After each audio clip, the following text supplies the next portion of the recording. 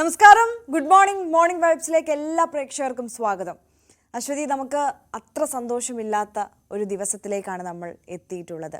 തീർച്ചയായിട്ടും നമ്മൾ വയനാടിനെ ചേർത്ത് പിടിച്ചുകൊണ്ടാണ് ഇത്തവണത്തെ ഓണം എന്ന് പറയുമ്പോൾ നമ്മുടെ വയനാട്ടിൽ നിന്ന് നമ്മൾ ആ ദുരന്തത്തിന് ശേഷം ബാക്കിയായ കാഴ്ചകൾ കാണുമ്പോൾ അത് നമുക്ക് ആശ്വാസമായി തോന്നിയ ഒരു വാർത്തയായിരുന്നു. ശ്രുതി എന്ന് പറഞ്ഞ ഒരു പെൺകുട്ടി, ആ പെൺകുട്ടിയുടെ കുടുംബമാകമാനം ഉരുൾപൊട്ടലിൽ ഒലിച്ചു പോയിരുന്നു. സഹോദരി അടക്കം 9 പേരാണ്. അതെ, ശ്രുതി മാത്രമായിരുന്നു ബാക്കിയുണ്ടായിരുന്നത്. ശ്രുതിയുടെ പ്രതിശ്രുതവരൻ എപ്പോഴും ശ്രുതിയെ ചേർത്ത് പിടിച്ച് നടക്കുന്ന ആ രംഗങ്ങൾ നമ്മൾ മാധ്യമങ്ങൾ എല്ലാവരും പ്രേക്ഷകരിലേക്ക് എത്തിച്ചു. അത് വളരെ പോസിറ്റീവായിട്ടുള്ള ഒരു കാഴ്ചയായിരുന്നു. പക്ഷെ ആ ജെൻസൺ ഇനി ഇല്ല എന്നുള്ള വാർത്ത ഇന്നലെ പുറത്തു വന്നപ്പോൾ നമുക്ക് ഇപ്പോഴും പറയുമ്പോൾ നമുക്ക് നെഞ്ചിടിപ്പേറ്റുന്ന ഒരു വാർത്തയാണ്. അതെങ്ങനെ ശ്രുതി അക്സെപ്റ്റ് ചെയ്യുമെന്നുള്ളത് നമ്മൾ വലിയൊരു ചോദ്യചിഹ്നമായി നിൽക്കുന്ന ഒരു ദിവസമാണ്. ഇന്നാണ് ജെൻസന്റെ സംസ്കാരം നടക്കുക. ആ അപകടം അത് വലിയ രീതിയിൽ ജെൻസനെ ബാധിച്ചിരുന്നു. അത്യാഹിത വിഭാഗത്തിൽ കഴിയുകയായിരുന്നു. അതിന് രക്ഷിക്കാനുള്ള എല്ലാ ശ്രമങ്ങളും നടന്നിരുന്നു. പക്ഷേ മരുന്നുകളോട് പ്രതികരിക്കാത്തൊരവസ്ഥയിലേക്ക് ജെൻസൺ എത്തുകയായിരുന്നു. ഇന്നലെ രാത്രി 9:15 കൂടിയിട്ടാണ് ആ ഒരു മരണ വാർത്ത പുറം ലോകത്തേക്ക് എത്തുന്നത്. ആ ഒരു ആക്സിഡന്റിൽ ശ്രുതിക്കും പരിക്കേറ്റിരുന്നു. ഒരു ചെറിയ ശസ്ത്രക്രിയയൊക്കെ വേണ്ടി വന്നിരുന്നു. പക്ഷേ പരിക്ക് ഗുരുതരമായിരുന്നില്ല. നമുക്ക് ലഭിക്കുന്ന റിപ്പോർട്ടുകൾ അനുസരിച്ച് ശ്രുതി വാർത്ത അറിഞ്ഞിട്ടുണ്ട്. ഇന്നലെ വൈകിയാണ് അത് അറിയിച്ചത് എന്നുള്ളതാണ്. അപ്പോഴും അതെങ്ങനെ ആ പെൺകുട്ടി ആക്സെപ്റ്റ് ചെയ്യുമോ എന്നുള്ളതിനെ കുറിച്ച് നമുക്ക് എല്ലാവർക്കും അല്ലേ കേൾക്കുമ്പോൾ ഒരു മനസ്സിനൊരു വല്ലാത്ത വിഷമം തോന്നുന്ന, ഒരു വിങ്ങൽ തോന്നുന്ന. കാരണം ജെൻസന്റെ ആ വാക്കുകൾ വളരെ വേദനിപ്പിക്കുന്നതായിരുന്നു. അന്ന് ചേർത്ത് പിടിച്ചുകൊണ്ട് തോളിൽ തട്ടിക്കൊണ്ടൊക്കെ പറഞ്ഞു, ഞാൻ ഇവളുടെ പുറകെ നടക്കുമ്പോൾ എല്ലാവരും എന്നോട് ചോദിക്കും എന്തിനാണ് ഈ കുട്ടിയുടെ പുറകെ നടക്കുന്നത്. പക്ഷെ എനിക്കതിനൊരു മോശവും തോന്നുന്നില്ല. ആ ചിത്രം നോക്കൂ, അത് എത്ര കരുതലോടെയാണ് കൊണ്ടു നടക്കുന്നത്. എനിക്കിനി എന്തെങ്കിലും സംഭവിച്ചു പോയാൽ ഇവൾക്ക് ആരുണ്ട് എന്നതാണ് എന്നെ വളരെ വിഷമിപ്പിക്കുന്നതെന്ന് അന്നത്തെ ജെൻസന്റെ വാക്ക് അത് അറം പറ്റുന്നതായിരുന്നു. ആര്യ, അത് നമുക്കത് താങ്ങാനാകുന്നതിലും അപ്പുറമാണ്. അപ്പോൾ ആ പെൺകുട്ടി അതെങ്ങനെ താങ്ങുമെന്നുള്ളതാണ്. പക്ഷെ മുന്നോട്ട് പോയേ മതിയാകൂ. നമ്മൾ ഒപ്പമുണ്ട് ശ്രുതിക്ക് എന്ന് മാത്രമേ നമുക്കിപ്പോൾ പറയാൻ കഴിയുള്ളൂ. കഴിഞ്ഞ ദിവസം മുഖ്യമന്ത്രി ഒരു ഫേസ്ബുക്ക് പോസ്റ്റ് ഇട്ടിരുന്നു. ഈ മരണ വാർത്ത പുറത്തു വന്നതിന് പിന്നാലെ അദ്ദേഹം ഫേസ്ബുക്ക് പോസ്റ്റിൽ പറഞ്ഞതുപോലെ കേരളം ഒന്നാകെ ഈ ഘട്ടത്തിൽ ശ്രുതിക്കൊപ്പം നിൽക്കുകയാണ്. പക്ഷേ നമ്മൾ അങ്ങനെ ഒപ്പം നിൽക്കുന്നുണ്ട് എന്ന് പറഞ്ഞാൽ അത് ശ്രുതിക്ക് നഷ്ടമായതിനൊന്നും പകരമാകില്ല. പക്ഷേ നമുക്കിപ്പോൾ പിന്തുണ അറിയിക്കാൻ മാത്രമേ കഴിയുകയുള്ളൂ. ശ്രുതിക്കൊപ്പം, ആ കുടുംബത്തിനൊപ്പം അവരുടെ ദുഃഖത്തിൽ പങ്കുചേരാനേ മലയാളികൾക്ക് കഴിയുകയുള്ളൂ. നമുക്ക് അങ്ങനെ തന്നെ നിൽക്കാം. എന്തായാലും ജെൻസന്റെ പോസ്റ്റ്മോർട്ടം ഇന്ന് നടക്കുമെന്നാണ് അറിയുന്നത്. അമ്പലവയൽ ആണ്ടൂരിലാണ് പൊതുദർശനം നടക്കുക. സംസ്കാരം വൈകിട്ട് ആണ്ടൂർ നിത്യസഹായ മാതാ പള്ളി സെമിത്തേരിയിൽ നടക്കും. തനിച്ചായ ശ്രുതിയുടെ ദുഃഖത്തിൽ മലയാളികളും പങ്കുചേരുകയാണ്. നമ്മൾ നേരത്തെ പറഞ്ഞതുപോലെ തന്നെ. അതായത് നമുക്ക് വരും മണിക്കൂറുകളിൽ ഈ വാർത്തയുടെ വിശദാംശങ്ങളിലേക്ക് കടക്കാം, അല്ലേ? തീർച്ചയായും. ഇനി നമുക്ക് ഇന്നത്തെ മറ്റ് പ്രധാനപ്പെട്ട വാർത്തകളിലേക്ക് ഒരു വാർത്തയിലും ഒരു വൈകാരികതയിലും തട്ടി നിൽക്കാൻ നമുക്ക് പറ്റില്ല എന്നുള്ളതാണ്. നമുക്ക് മുന്നോട്ട് പോയേ കഴിയൂ. നമ്മുടെ ദൗത്യം അതാണ്, അല്ലെങ്കിൽ നമ്മുടെ ജോലി അതാണ്, പ്രേക്ഷകരെ വാർത്തകൾ അറിയിക്കുക എന്നുള്ളത്. അതുകൊണ്ട് നമുക്ക് മുന്നോട്ട് പോകാം. എന്തായാലും പ്രത്യേക അന്വേഷണ സംഘത്തിന് ഹേമ കമ്മിറ്റി റിപ്പോർട്ടിന്റെ പകർപ്പ് കൈമാറി എന്നുള്ളതാണ്. സർക്കാർ കൈമാറിയിരിക്കുകയാണ്. അത് കോടതി നിർദ്ദേശപ്രകാരമായിരുന്നു. കോടതി ആവശ്യപ്പെട്ടിരുന്നു അത്തരത്തിൽ പൂർണ്ണമായ ആ റിപ്പോർട്ട് കൈമാറണം എന്നുള്ളത്. പ്രത്യേക അന്വേഷണ സംഘത്തിന് നേതൃത്വം നൽകുന്ന ADGP H. വെങ്കടേശനാണ് റിപ്പോർട്ട് കൈമാറിയത്. ഹൈക്കോടതി നിർദ്ദേശത്തെ തുടർന്നാണ് റിപ്പോർട്ട് കൈമാറിയത്. നേരത്തെ നമ്മൾ സൂചിപ്പിച്ചതുപോലെ തന്നെ പ്രത്യേക അന്വേഷണ സംഘത്തിന്റെ യോഗം ഇന്ന് ചേരുന്നുണ്ട്. രാവിലെ 10:30 തിരുവനന്തപുരത്താണ് യോഗം ചേരുക. VV വിനോദ് വിവരങ്ങളുമായി ചേരുകയാണ് നമുക്കൊപ്പം. Vinod, good morning. പ്രത്യേക അന്വേഷണ സംഘത്തിന് സർക്കാർ ഹൈക്കോടതിയുടെ നിർദ്ദേശപ്രകാരം ഹേമ കമ്മിറ്റി റിപ്പോർട്ട് കൈമാറിയിരിക്കുകയാണ്. ഇനി അന്വേഷണത്തിന്റെ ഗതിയൊക്കെ മാറുമെന്ന് നമുക്ക് പ്രതീക്ഷിക്കാം. ഒരുപാട് അതൃപ്തിയൊക്കെയും WCC അടക്കം രേഖപ്പെടുത്തിയ ഒരു പശ്ചാത്തലത്തിൽ കൂടിയാണ് നമ്മൾ നിൽക്കുന്നത്. എന്തായാലും ഇനിയുള്ള അന്വേഷണം അത് ഏത് തരത്തിൽ ഉണ്ടാകും, അന്വേഷണത്തിന്റെ ഗതി എങ്ങനെയായിരിക്കും എന്നൊക്കെ നമുക്ക് നോക്കിക്കാണേണ്ടതുണ്ട്. എങ്ങനെയാണ് വാർത്തയുടെ വിശദാംശങ്ങൾ? പ്രത്യേക അന്വേഷണ സംഘത്തിന്റെ ഇനിയുള്ള നടപടികൾ തന്നെ മറ്റൊരു ദിശയിലേക്ക് മാറുകയാണ്. കാരണം ആദ്യം തന്നെ സർക്കാരിന്റെ നിർദ്ദേശം, അല്ലെങ്കിൽ പ്രത്യേക സംഘം രൂപീകരിക്കുമ്പോൾ DGP നൽകിയ നിർദ്ദേശം വെളിപ്പെടുത്തലുകൾ ഉണ്ടായി. ഈ വെളിപ്പെടുത്തലുകളുമായി ബന്ധപ്പെട്ട് കൂടുതൽ അന്വേഷണം എന്ന നിലയ്ക്കായിരുന്നു. എന്നാൽ കഴിഞ്ഞ ദിവസം ഹൈക്കോടതി വിഷയത്തിൽ ഇടപെടുകയും ഇതുവരെ എന്ത് നടപടികൾ സ്വീകരിച്ചു, ഇത്രകാലം എന്തുകൊണ്ട് ഈ റിപ്പോർട്ടിന്മേൽ നടപടി ഉണ്ടായില്ല എന്ന ചോദ്യം ഉന്നയിക്കുകയും ചെയ്തു. ഇപ്പോൾ ഈ റിപ്പോർട്ട് തന്നെ കൈമാറിയിരുന്നു. അതായത് റിപ്പോർട്ടിന്മേൽ വിശദമായ ഒരു അന്വേഷണത്തിലായിരുന്നില്ല അന്വേഷണ സംഘം തീരുമാനിച്ചിരുന്നത്. എന്നാൽ ഇപ്പോൾ റിപ്പോർട്ട് കയ്യിലേക്ക് വരികയും അതിൽ തന്നെ ഈ വ്യക്തിപരമായ ആരോപണങ്ങളുണ്ട്, അല്ലെങ്കിൽ വ്യക്തിപരമായ പരാമർശങ്ങളുണ്ട്. അതുകൊണ്ട് ഈ ഭാഗം പുറത്തുവിടുന്നില്ല എന്ന് നേരത്തെ സർക്കാർ തീരുമാനിക്കുകയും ചെയ്തതാണ്. വിവരാവകാശ കമ്മീഷൻ അത്തരം ഭാഗങ്ങൾ ഒഴിവാക്കിയാണ് ഈ വിവരങ്ങൾ പുറത്തുവിട്ടത്. പക്ഷേ പൂർണ്ണമായും ഈ റിപ്പോർട്ട് ഇപ്പോൾ അന്വേഷണ സംഘത്തിന്റെ കയ്യിലേക്ക് വരികയാണ്. അതായത് റിപ്പോർട്ടിന്മേൽ തന്നെ ഇനി കൃത്യമായ അന്വേഷണം എന്ന നിലയ്ക്ക് പോകേണ്ടി വരും. ക്രൈംബ്രാഞ്ച് മേധാവിക്കാണ് ഈ റിപ്പോർട്ട് പൂർണ്ണമായും കൈമാറിയിരിക്കുന്നത്. നേരത്തെ വിവരാവകാശ നിയമപ്രകാരം പുറത്തുവിടാൻ തീരുമാനിച്ച പേജുകൾ പോലും സർക്കാർ പുറത്തുവിട്ടിരുന്നില്ല. അതിൽ തന്നെ ആ പേജുകൾ ഒഴിവാക്കിയിരുന്നു. ആ ഒരു കാര്യത്തിൽ തന്നെ നിയമപരമായ പോരാട്ടം ഇപ്പോഴും നടക്കുന്നുണ്ട്.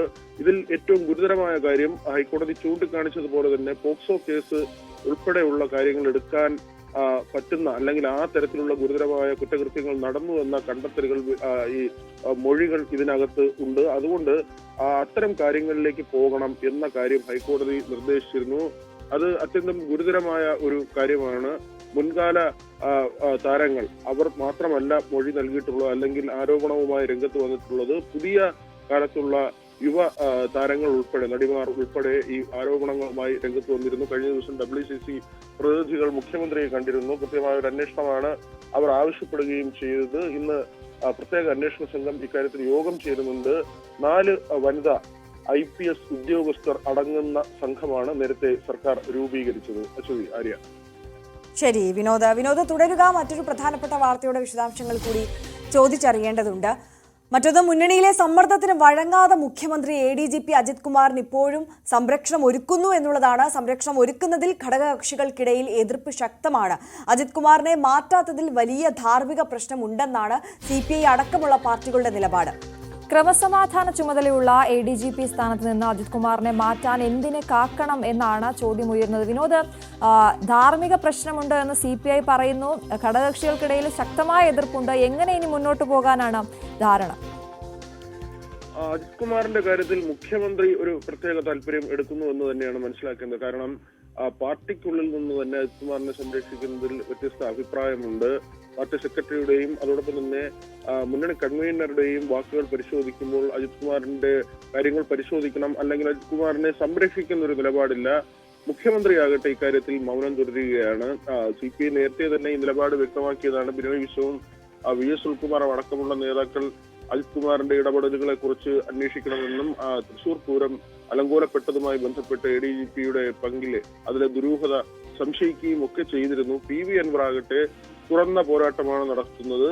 അജിത് കുമാർ വലിയ തോതിലുള്ള കുറ്റകൃത്യങ്ങൾ ചെയ്യുന്നു എന്ന കാര്യമാണ് പറയുന്നത്. കൊലപാതകം നടത്തി അല്ലെങ്കിൽ സ്വർണ്ണക്കടത്ത് സംഘങ്ങളുമായി ബന്ധപ്പെടുന്നു, സ്വർണം പിടികൂടുമ്പോൾ അതിന്റെ പങ്ക് പറ്റുന്നു, ആഡംബര വീട് വെക്കുന്നു, ഇതിന്റെ സാമ്പത്തിക സ്രോതസ് തുടങ്ങി ഒട്ടനവധി കാര്യങ്ങൾ നേരത്തെ തന്നെ ഇങ്ങനെ പറഞ്ഞിരുന്നതാണ്. അതിന് പിന്നാലെയാണ് 2 RSS നേതാക്കളെ ദത്താത്രേയെയും അതോടൊപ്പം തന്നെ റാം മാധവിനെയും അടുത്തടുത്ത ദിവസങ്ങളിൽ കണ്ടത്. ഈ കൂടിക്കാഴ്ച എന്തിനായിരുന്നു എന്നതിൽ പോലും ഇതുവരെ വ്യക്തമായ ഒരു മറുപടി പറയാൻ സർക്കാരിനോ അജിത് കുമാറിനോ കഴിഞ്ഞിട്ടില്ല. സൗഹൃദ സന്ദർശനം എന്ന് പറയുമ്പോഴും എന്തിനൊരു ADGP ഇത്തരത്തിൽ RSS നേതാക്കളെ കണ്ടു?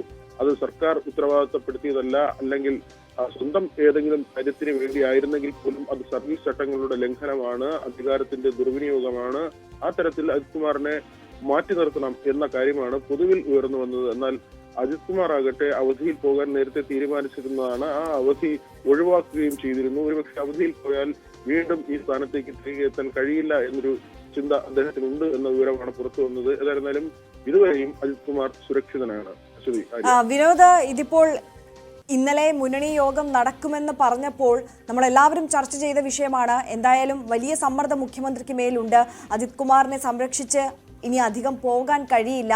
എന്നിരുന്നാലും അദ്ദേഹം ഈ CPI അടക്കം ഉന്നയിക്കുന്ന വിമർശനങ്ങൾക്ക് മറുപടി പറഞ്ഞേ മതിയാകൂ എന്നുള്ളത്. പക്ഷെ അദ്ദേഹം പുതുതായി ഒന്നും കൂട്ടിച്ചേർത്ത് യോഗത്തിൽ കണ്ടില്ല എന്നുള്ളതാണ്. നേരത്തെ അദ്ദേഹം പറഞ്ഞ നിലപാട് തന്നെ, അന്വേഷണ റിപ്പോർട്ട് വരട്ടെ, അത് കഴിഞ്ഞിട്ട് നടപടിയെടുക്കാം, ആ ഒരു നിലപാട് മാത്രം പറഞ്ഞുകൊണ്ട് ഈ വിഷയത്തെ തള്ളിക്കളയുകയായിരുന്നോ മുഖ്യമന്ത്രി ഇന്നലെ യോഗത്തിൽ?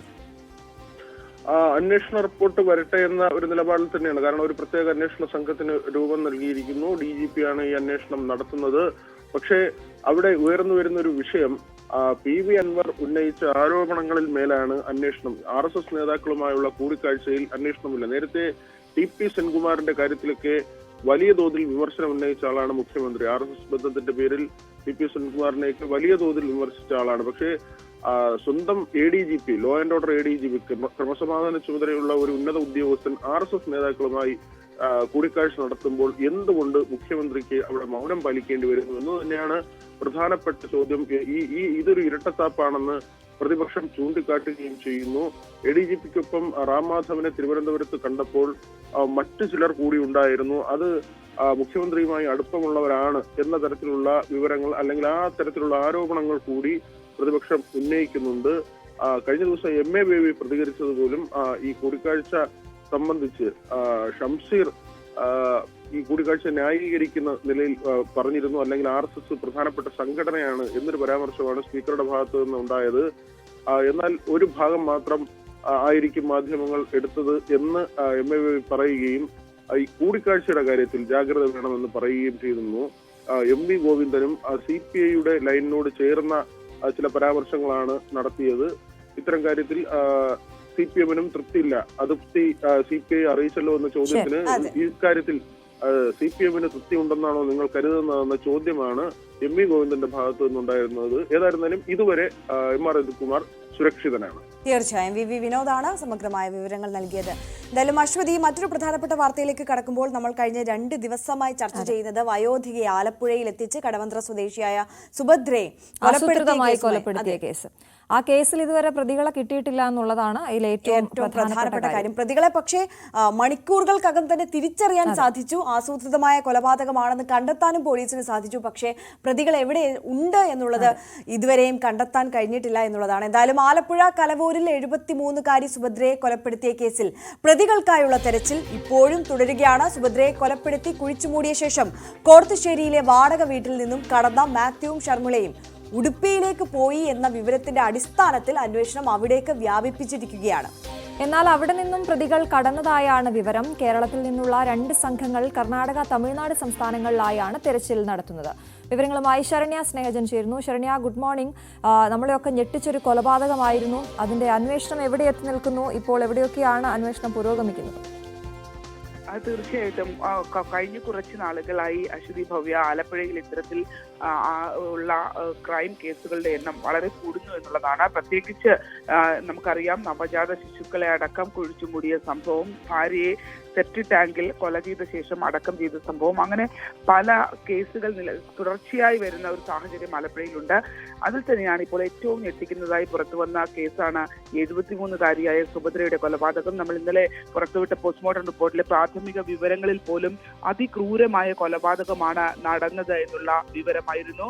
കാരണം വർഷങ്ങളായി വിശ്വാസം നേടിയെടുത്ത ശേഷമാണ് സുഭദ്ര എന്ന 73-കാരിയെ ആലപ്പുഴയിൽ എത്തിച്ച് മാത്യു എന്ന 38-കാരനും ഭാര്യയായ ഷർമിളയും ചേർന്ന് കൊലപ്പെടുത്തിയത്. കൊലപാതകം തന്നെ വളരെ ക്രൂരമായിരുന്നു എന്നുള്ളതാണ്. കാരണം സുഭദ്രയുടെ 2 ഭാഗത്തെയും വാരിയെല്ലുകൾ പൂർണ്ണമായി തകരുകയും കഴുത്തിന്റെ അസ്ഥി ഉൾപ്പെടെ ഒടിഞ്ഞു പോവുകയും ചെയ്തിരുന്നു. അത്തരത്തിൽ ക്രൂരമായ പീഡനങ്ങൾക്കിരയായ ശേഷം, മർദ്ദനങ്ങൾക്കിരയായ ശേഷമാണ് കൊല്ലപ്പെട്ടത് എന്നുള്ള പോസ്റ്റ്മോർട്ടത്തിന്റെ പ്രാഥമിക വിവരങ്ങളൊക്കെ പുറത്തു വന്നിരുന്നു.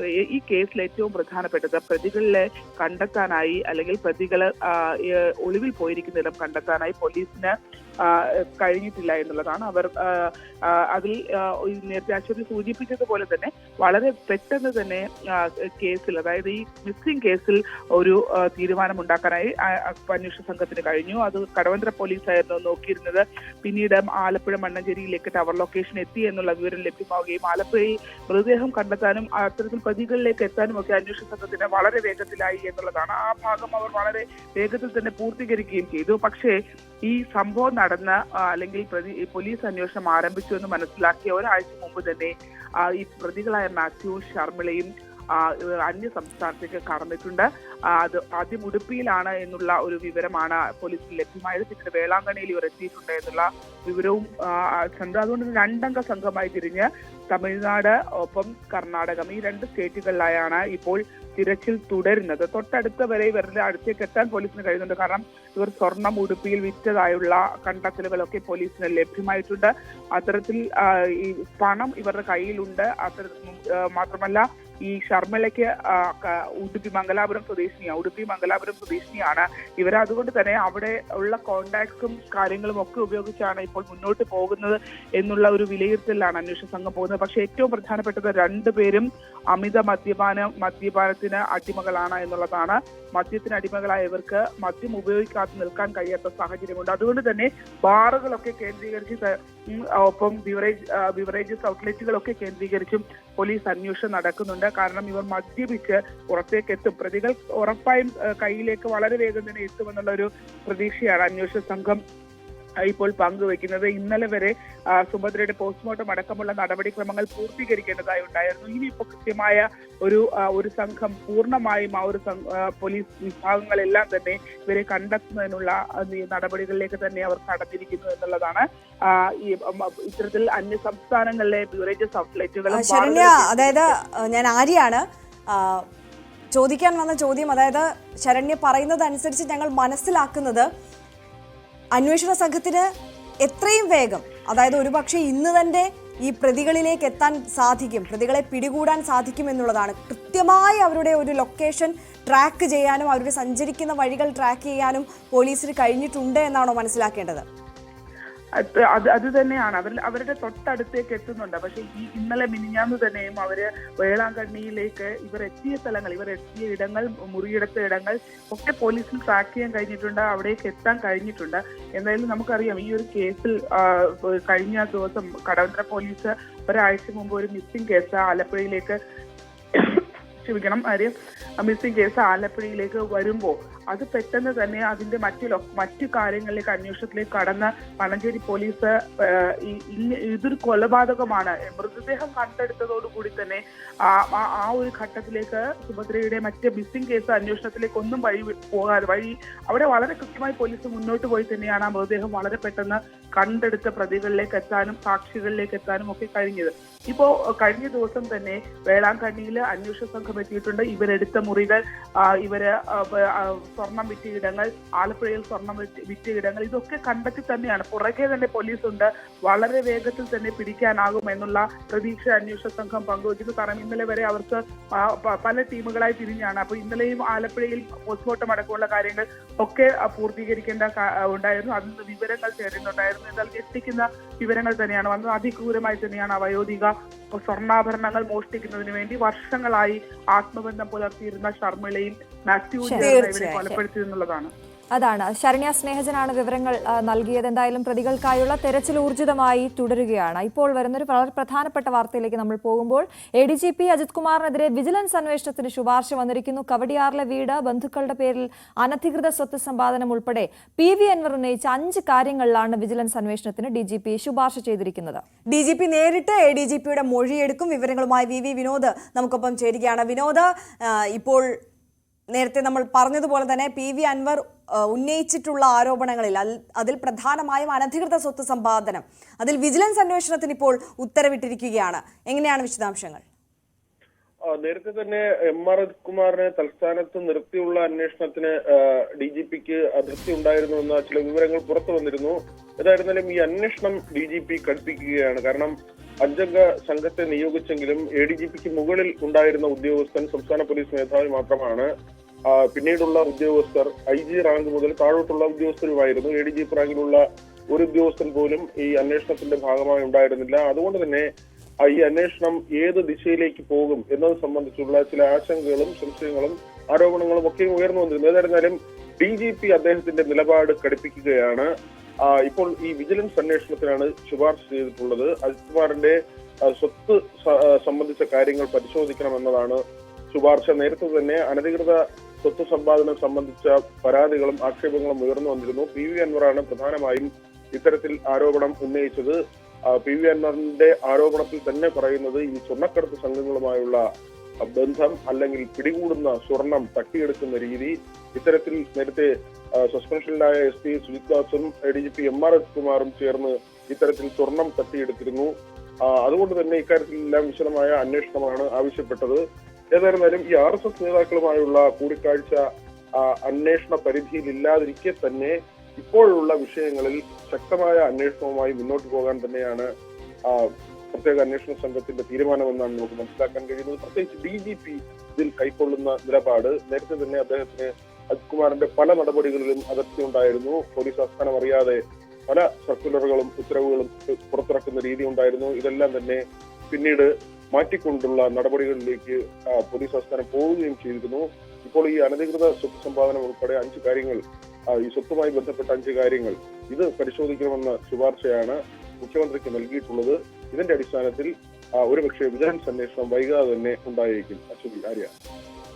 ഇന്ന് തീരുമാനമുണ്ടായേക്കുമെന്ന് നമുക്ക് മനസ്സിലാക്കാം. നമ്മൾ ആ കൊട്ടാരം പോലെയുള്ള വീടിന്റെ ദൃശ്യങ്ങളൊക്കെ ആദ്യം പ്രേക്ഷകരിലേക്ക് നമുക്ക് എത്തിക്കാൻ കഴിഞ്ഞു. ആര്യ, അന്ന് കവടിയാറിൽ പണിയുന്ന ആ വീടിന്റെ ദൃശ്യങ്ങൾ നമ്മൾ പ്രേക്ഷകരിലേക്ക് എത്തിച്ചിരുന്നു. എന്തായാലും അന്വേഷണത്തിന് ശുപാർശ ചെയ്തിരിക്കുകയാണ്. നമുക്ക് നോക്കാം ഇത് എങ്ങനെ പോകും എന്നുള്ളത്. വരും മണിക്കൂറിൽ ഈ വാർത്തയുടെ വിശദാംശങ്ങളിലേക്കും കൂടുതൽ ചർച്ചകളിലേക്കും ഒക്കെ നമുക്ക് മടങ്ങിയെത്താം.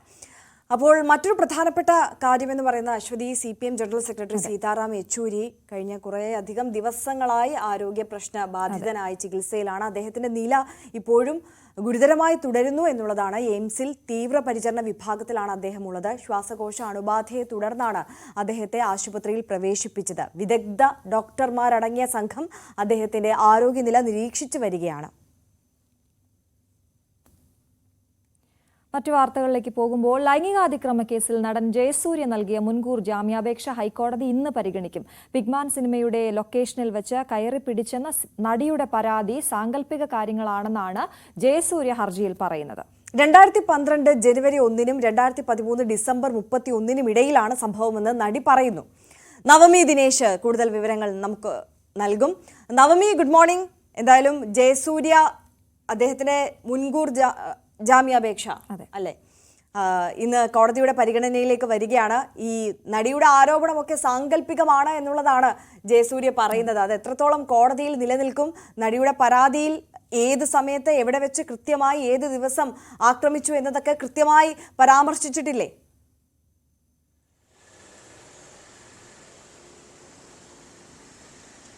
Very good morning Ashwathi, Arya. ഇന്ന് നടൻ ജയസൂര്യ നൽകിയ മുൻകൂർ ജാമ്യ അപേക്ഷ ഇന്ന് ഹൈക്കോടതി പരിഗണിക്കുകയാണ്. 2 കേസുകളിലാണ് ഇന്ന് ഹൈക്കോടതി മുൻകൂർ ജാമ്യ അപേക്ഷ പരിഗണിക്കുക.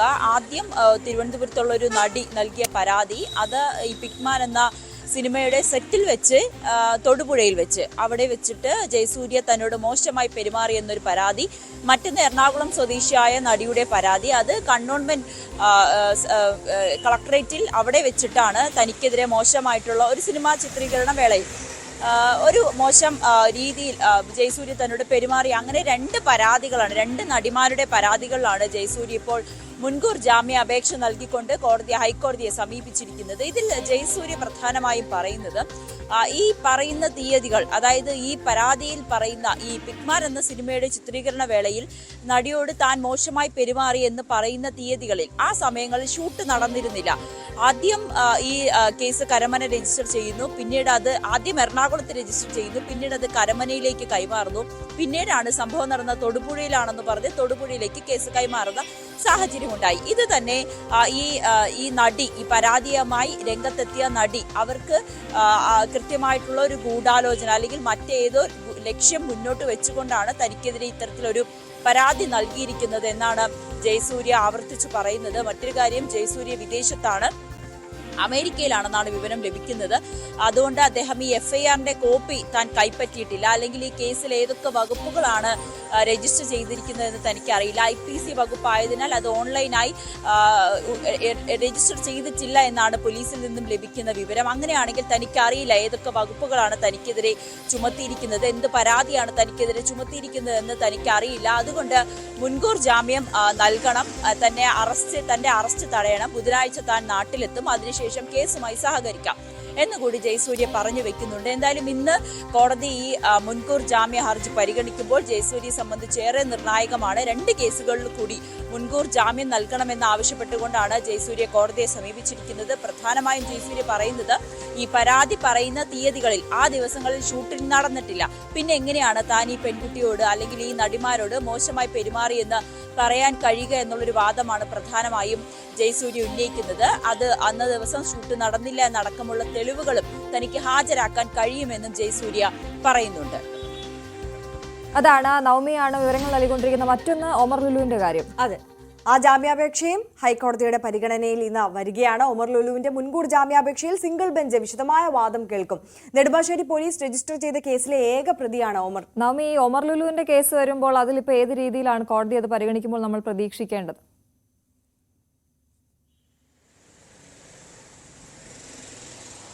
അശ്വതി, ഒമർ ലുലുവിന് ഇതിനു മുൻപ് തന്നെ ഇടക്കാല ജാമ്യം നൽകിയിരുന്നു. അങ്ങനെ അറസ്റ്റ് ചെയ്യുകയാണെങ്കിൽ കൃത്യമായിട്ടുള്ള തുക കെട്ടിവെക്കണമെന്ന് മാത്രമാണ് കോടതി പറഞ്ഞിരിക്കുന്നത്. എന്തായാലും ഒമർ ലുലുവിനെ സംബന്ധിച്ച് അറസ്റ്റ് ഉണ്ടാകുമെന്ന് ഭയപ്പെടേണ്ട. പക്ഷെ മറ്റൊരു കാര്യം ഒമർ ലുലു പറയുന്നത്, ഉഭയസമ്മത പ്രകാരമാണ് തങ്ങൾ ലൈംഗിക ബന്ധത്തിൽ ഏർപ്പെട്ടത്. താൻ ആരെയും നിർബന്ധിച്ച്, പ്രത്യേകിച്ച് ഈ പരാതിക്കാരിയെ താൻ നിർബന്ധിച്ചല്ല തന്നോടൊപ്പം കഴിയാൻ പറഞ്ഞത്. ഈ ഒരു സിനിമയുടെ ഭാഗമായി ഒരു 2018 താൻ ഒരു സിനിമ ചെയ്യുന്നുണ്ടായിരുന്നു. ആ സിനിമയുടെ ഭാഗമായി ഈ പെൺകുട്ടിയെ പരിചയപ്പെട്ടു. തുടർന്ന് തങ്ങൾ ഇരുവരും പ്രണയത്തോടുകൂടി ഈ ബന്ധം മുന്നോട്ട് പോയി. ആ സമയത്ത് പല ഹോട്ടലുകളിലും പലയിടങ്ങളിലും പോയിട്ടുണ്ട്. അത് ഈ പെൺകുട്ടിയുടെ സമ്മതത്തോടുകൂടി തന്നെയാണ്. പിന്നീട് ഈ പെൺകുട്ടിയിൽ നിന്നും വളരെ പൊസസീവ്നെസ് പെൺകുട്ടി കാണിക്കാൻ തുടങ്ങി. അതുകൊണ്ടാണ് തനിക്ക് പിന്നീട് ഈ പെൺകുട്ടിയുമായി അഡ്ജസ്റ്റ് ചെയ്യാൻ കഴിയാത്തൊരു സാഹചര്യം വന്നതുകൊണ്ടാണ് തങ്ങൾ വേർപിരിയാനായി തീരുമാനിച്ചത്. അല്ലാതെ ഈ പെൺകുട്ടി പറയുന്നത് പോലെ ഈ ഒരു നിർബന്ധ പ്രകാരം താൻ എവിടെയും കൊണ്ടുപോയി പീഡിപ്പിച്ചിട്ടില്ല. അതിനടക്കം, അതായത് തങ്ങളുടെ ചാറ്റുകൾ, ഈ തങ്ങൾ പ്രണയത്തിലായിരുന്നു അല്ലെങ്കിൽ തങ്ങൾ ഈ സമ്മതപ്രകാരമാണ് ലൈംഗിക ബന്ധത്തിൽ ഏർപ്പെട്ടത് എന്നടക്കമുള്ള കാര്യങ്ങൾ തെളിയിക്കുന്ന തെളിവുകൾ, ചാറ്റുകൾ തന്റെ പക്കലുണ്ട്. അത് വേണമെങ്കിലും കോടതിക്ക് മുന്നിൽ ഹാജരാക്കാമെന്നാണ് ഒമർ ലുലു പറയുന്നത്. പക്ഷെ ഈ പെൺകുട്ടി പറയുന്നത്, സിനിമയിൽ വാഗ്ദാനം നൽകി തന്നെ പീഡിപ്പിച്ചു, അടുത്ത സിനിമയിൽ തനിക്ക് അവസരം ഉണ്ടാകുമെന്ന് വാഗ്ദാനം ചെയ്തു. പക്ഷെ സിനിമ അനൗൺസ് ചെയ്തപ്പോൾ പിന്നീട് തനിക്ക് അവസരമില്ല, അല്ലെങ്കിൽ അതിലൊരു അവസരമില്ല എന്ന് കണ്ടതുകൊണ്ടാണ് താൻ ഈ തന്നെ വഞ്ചിച്ചു എന്ന് തനിക്ക് മനസ്സിലായതെന്നാണ് പെൺകുട്ടി പറയുന്നത്. പക്ഷെ അവിടെ ഒമർ ലുലു പറയുന്നത്, ആ സമയത്ത് അടുത്ത സിനിമയിലും ഈ പെൺകുട്ടിയെ അഭിനയിപ്പിക്കാമെന്ന് കരുതി. പക്ഷെ ആ സമയത്തായപ്പോഴത്തേക്ക് ഞങ്ങൾ തമ്മിലുള്ള ബന്ധം വേർപിരിയുന്ന ഒരു സംഭവം ഉണ്ടായി. അതുകൊണ്ടാണ് അടുത്ത സിനിമയിലേക്ക് പെൺകുട്ടിയെ ക്ഷണിക്കാതിരുന്നത്. മറ്റൊരു കാര്യം, ഇങ്ങനെ ഒരു അവസരം നൽകിയത് കൊണ്ട് ആണ് താൻ ഇതിന് സമ്മതിച്ചതെന്ന് പെൺകുട്ടി തന്നെ പറയുന്നുണ്ട്. അങ്ങനെയാണെങ്കിൽ തനിക്കെതിരെ എങ്ങനെയാണ് ഈ ഒരു പരാതി ഉണ്ടാകുക, അല്ലെങ്കിൽ താൻ എങ്ങനെയാണ് ഈ പെൺകുട്ടിയെ പീഡിപ്പിച്ചു എന്നുള്ളൊരു പരാതി ഉണ്ടാകുക എന്നുകൂടി ഒമർ ലുലു ചോദിക്കുന്നുണ്ട്. എന്തായാലും ഇടക്കാല ജാമ്യം നേരത്തെ തന്നെ ഹൈക്കോടതി നൽകിയിരുന്നു. ഇന്ന് വിശദമായ വാദം കേൾക്കുന്നതിന് വേണ്ടിയിട്ടാണ് വീണ്ടും ഹർജി ഇന്ന് പരിഗണിക്കുക. എന്തായാലും ഒമർ ലുലുവിനെ സംബന്ധിച്ച് ഈ ഒരു കേസിൽ അത് ഈ ഏത് രീതിയിലായിരിക്കും ഈ കേസ്, ഈ അങ്ങനെ ഉഭയസമ്മത പ്രകാരം തന്നെയാണ് ഇവർ ബന്ധത്തിലേർപ്പെട്ടത് എന്നുണ്ടെങ്കിൽ ഇന്ന് ഒമർ ലുലുവിനെതിരായിട്ടുള്ള കേസ് ഒത്തുതീർപ്പാക്കാനായിരിക്കും സാധ്യത. എന്തായാലും ഹൈക്കോടതിയാണ് ഇതിൽ കൃത്യമായിട്ടുള്ള ഒരു വിധി പറയുക. ശരി നവമി സൂചിപ്പിച്ചതുപോലെ തന്നെ ഇത് ഇനി ഒരു ഒത്തുതീർപ്പിലേക്ക് പോകുമോ എന്നറിയില്ല. എന്തായാലും ഞാൻ കമന്റുകൾ നോക്കുകയായിരുന്നു അശ്വതി. PM സുനിൽ പറയുന്നു, ഒന്നും നടക്കാൻ പോകുന്നില്ല എന്നുള്ളത്. വിഷയത്തിലാണെന്നുള്ളത്. അതെ, ഈ ലൈംഗിക അതിക്രമ കേസിലാണോ, സിനിമാ മേഖലയിലെ ADGPയുടെ കേസിലാണോ, അത് ഏത് കേസിലാണെന്നും കൂടി പറഞ്ഞാൽ ഒന്നും അങ്ങനെ പ്രതീക്ഷയൊന്നും കളയേണ്ടെന്നില്ല. നടക്കും, എന്തെങ്കിലുമൊക്കെ നടക്കും. നമുക്ക് അൻവർ പറയുന്ന പോലെ കാത്തിരിക്കാം. അതെ, നമുക്ക് പോരാട്ടം തുടരാം അല്ലേ? അതെ. അപ്പോൾ ഏത് വിഷയത്തിലാണെങ്കിലും ഈ ഹേമ കമ്മിറ്റി റിപ്പോർട്ടിലൊക്കെ ഇന്നലെ അതിന്റെ തുടർച്ചയായിട്ട് ഇന്നലെ നമ്മൾ കണ്ടു. WCC മുഖ്യമന്ത്രിയെ കാണുകയും മുഖ്യമന്ത്രിയോട് സംസാരിക്കുകയൊക്കെ ചെയ്തു. 3 പ്രധാനപ്പെട്ട വിഷയങ്ങൾ അത് മുഖ്യമന്ത്രി ഉറപ്പ് നൽകി എന്നുള്ളതാണ് ഇന്നലെ ബീന പോൾ അടക്കം നമ്മളോട് സംസാരിച്ചപ്പോൾ പറഞ്ഞത്. അപ്പോൾ അവർക്കും പ്രതീക്ഷയുണ്ട്. അപ്പോൾ പ്രതീക്ഷ കൈവിട്ടുകൊണ്ട് നമുക്കൊരു ദിവസം തുടങ്ങാൻ പറ്റില്ല. എപ്പോഴും പ്രതീക്ഷയാണ് നമ്മളെ മുന്നോട്ട് നയിക്കുന്നത് അല്ലേ? WCC സംബന്ധിച്ച് വലിയൊരു പോരാട്ടത്തിലാണ് അവര്. സിനിമാ മേഖലയിൽ ഇത്തരത്തിൽ നിൽക്കുന്ന ചൂഷണങ്ങൾക്കെതിരെ സ്ത്രീകൾക്ക് അവരുടേതായ ഒരു ഇടം കണ്ടെത്തുന്നതിന് വേണ്ടിയിട്ടുള്ള വലിയ പോരാട്ടം. ആ വലിയ പോരാട്ടത്തിന്റെ ഭാഗമായിട്ടാണ് ഇത്രത്തോളം നമ്മൾ മുന്നോട്ട് വന്നത്. ഈ ഹേമ കമ്മിറ്റി രൂപീകരിച്ചതും ആ റിപ്പോർട്ട് ഇപ്പോൾ പുറത്തു വന്നതും അതിന്മേൽ നടപടി ഉണ്ടാകുന്നതും കൂടുതൽ സ്ത്രീകൾക്ക് ധൈര്യത്തോടെ മുന്നോട്ട് വന്ന് പ്രതികരിക്കാൻ ഒരു ഇടമുണ്ടായതും ഒക്കെ ആ ഒരു പോരാട്ടത്തിന്റെ ഭാഗമാണ്. അൻവർ സൂചിപ്പിച്ചതുപോലെ, അശ്വതി പറഞ്ഞതുപോലെ ഈ സമയമെടുക്കും. ഇപ്പോൾ ഈ ഒരു വിഷയം നമ്മൾ കണ്ടല്ലോ എത്രത്തോളം സമയമെടുത്തിട്ടാണെന്ന്. എന്തായാലും സമയമെടുത്തിട്ടാണെങ്കിലും നീതി അർഹിക്കുന്നവർക്ക് അത് ലഭിക്കട്ടെ. ശരി, അപ്പോൾ മറ്റു വാർത്തകളിലേക്ക് നമുക്ക് പോകാം. ഇന്ന് പ്രധാനപ്പെട്ട ഒരു കാര്യം, സംസ്ഥാന ധനമന്ത്രിമാരുടെ കോൺക്ലേവ് ഇന്ന് തിരുവനന്തപുരത്ത് ചേരുകയാണ്. രാവിലെ 10 മണിക്ക് ഹയാത്ത് റീജൻസിയിൽ മുഖ്യമന്ത്രി പിണറായി വിജയനാണ് ഉദ്ഘാടനം ചെയ്യുക. ധനമന്ത്രി KN ബാലഗോപാൽ അധ്യക്ഷത വഹിക്കുന്ന യോഗത്തിൽ 5 സംസ്ഥാനങ്ങളുടെ മന്ത്രിമാർ പങ്കെടുക്കുന്നുണ്ട്. സംസ്ഥാനങ്ങളുടെ ഉദ്യോഗസ്ഥ പ്രമുഖരും പങ്കെടുക്കും. BJP സർക്കാരിന്റെ മുൻ സാമ്പത്തിക ഉപദേഷ്ടാവ് ഡോക്ടർ അരവിന്ദ് സുബ്രഹ്മണ്യനും വേദിയുടെ ഭാഗമാകും. 16ാം ധനകാര്യ കമ്മീഷനുമായി ബന്ധപ്പെട്ട വിഷയങ്ങളും ചർച്ച ചെയ്യും.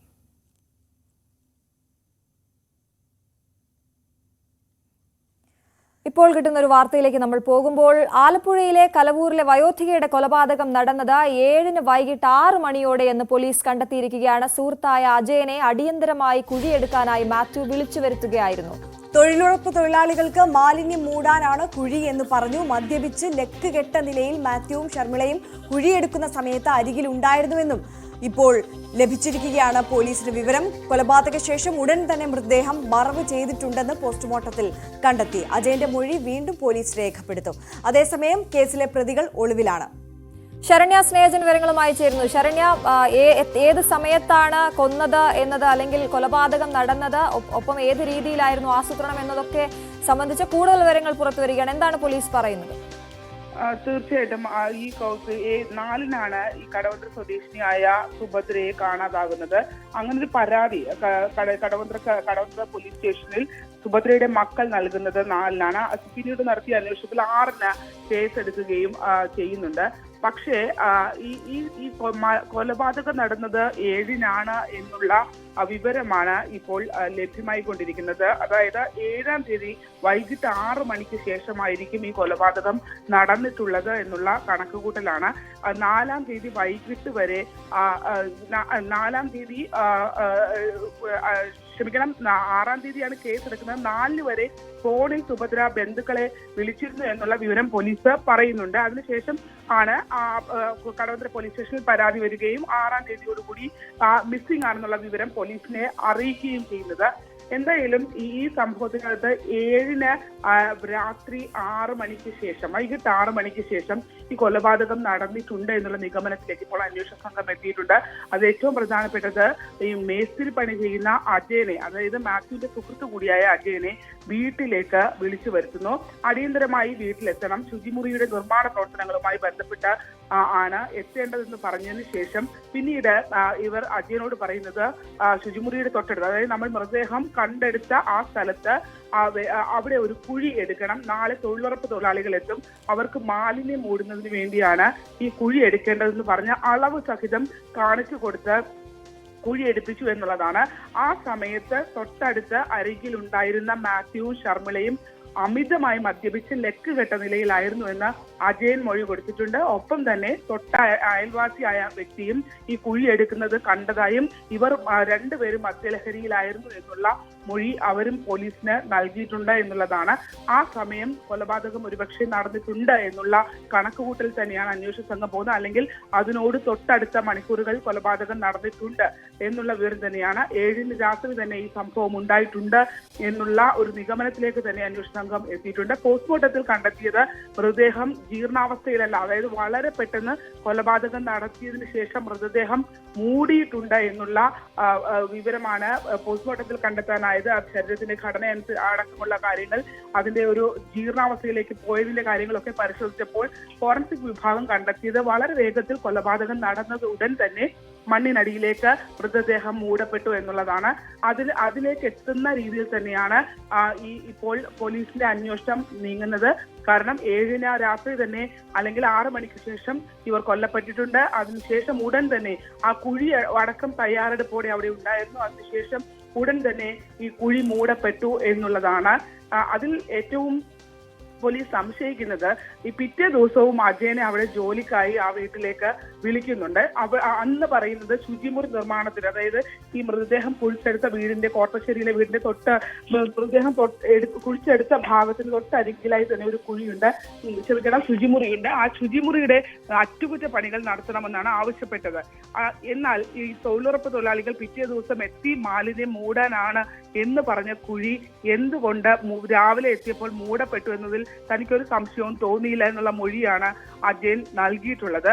മാത്രമല്ല, അവിടെ ഉണ്ടായിരുന്ന വീടിനകത്തുണ്ടായിരുന്ന ഒരു പഴയ കട്ടിൽ പുറത്തേക്ക് കൊണ്ടുവന്ന് അതിന്റെ പ്ലൈവുഡ് നീക്കം ചെയ്ത് ആ പ്ലൈവുഡ് ഈ കുഴിയുടെ മുകളിൽ ഇട്ടാണ് ഇവർ നിർമ്മാണ പ്രവർത്തനങ്ങൾ നടത്തിയത് എന്നുള്ളതാണ്. അതായത് ആ ഭാഗം മറവ് ചെയ്യുന്നതിന് വേണ്ടിയുള്ള നീക്കം നടന്നു. അതിന് മുകളിലാണ് പിന്നീട് സിമന്റ് കുഴയ്ക്കുകയും മണ്ണെടുത്ത് വെട്ടിയിടുകയും ഒക്കെ ചെയ്തത്.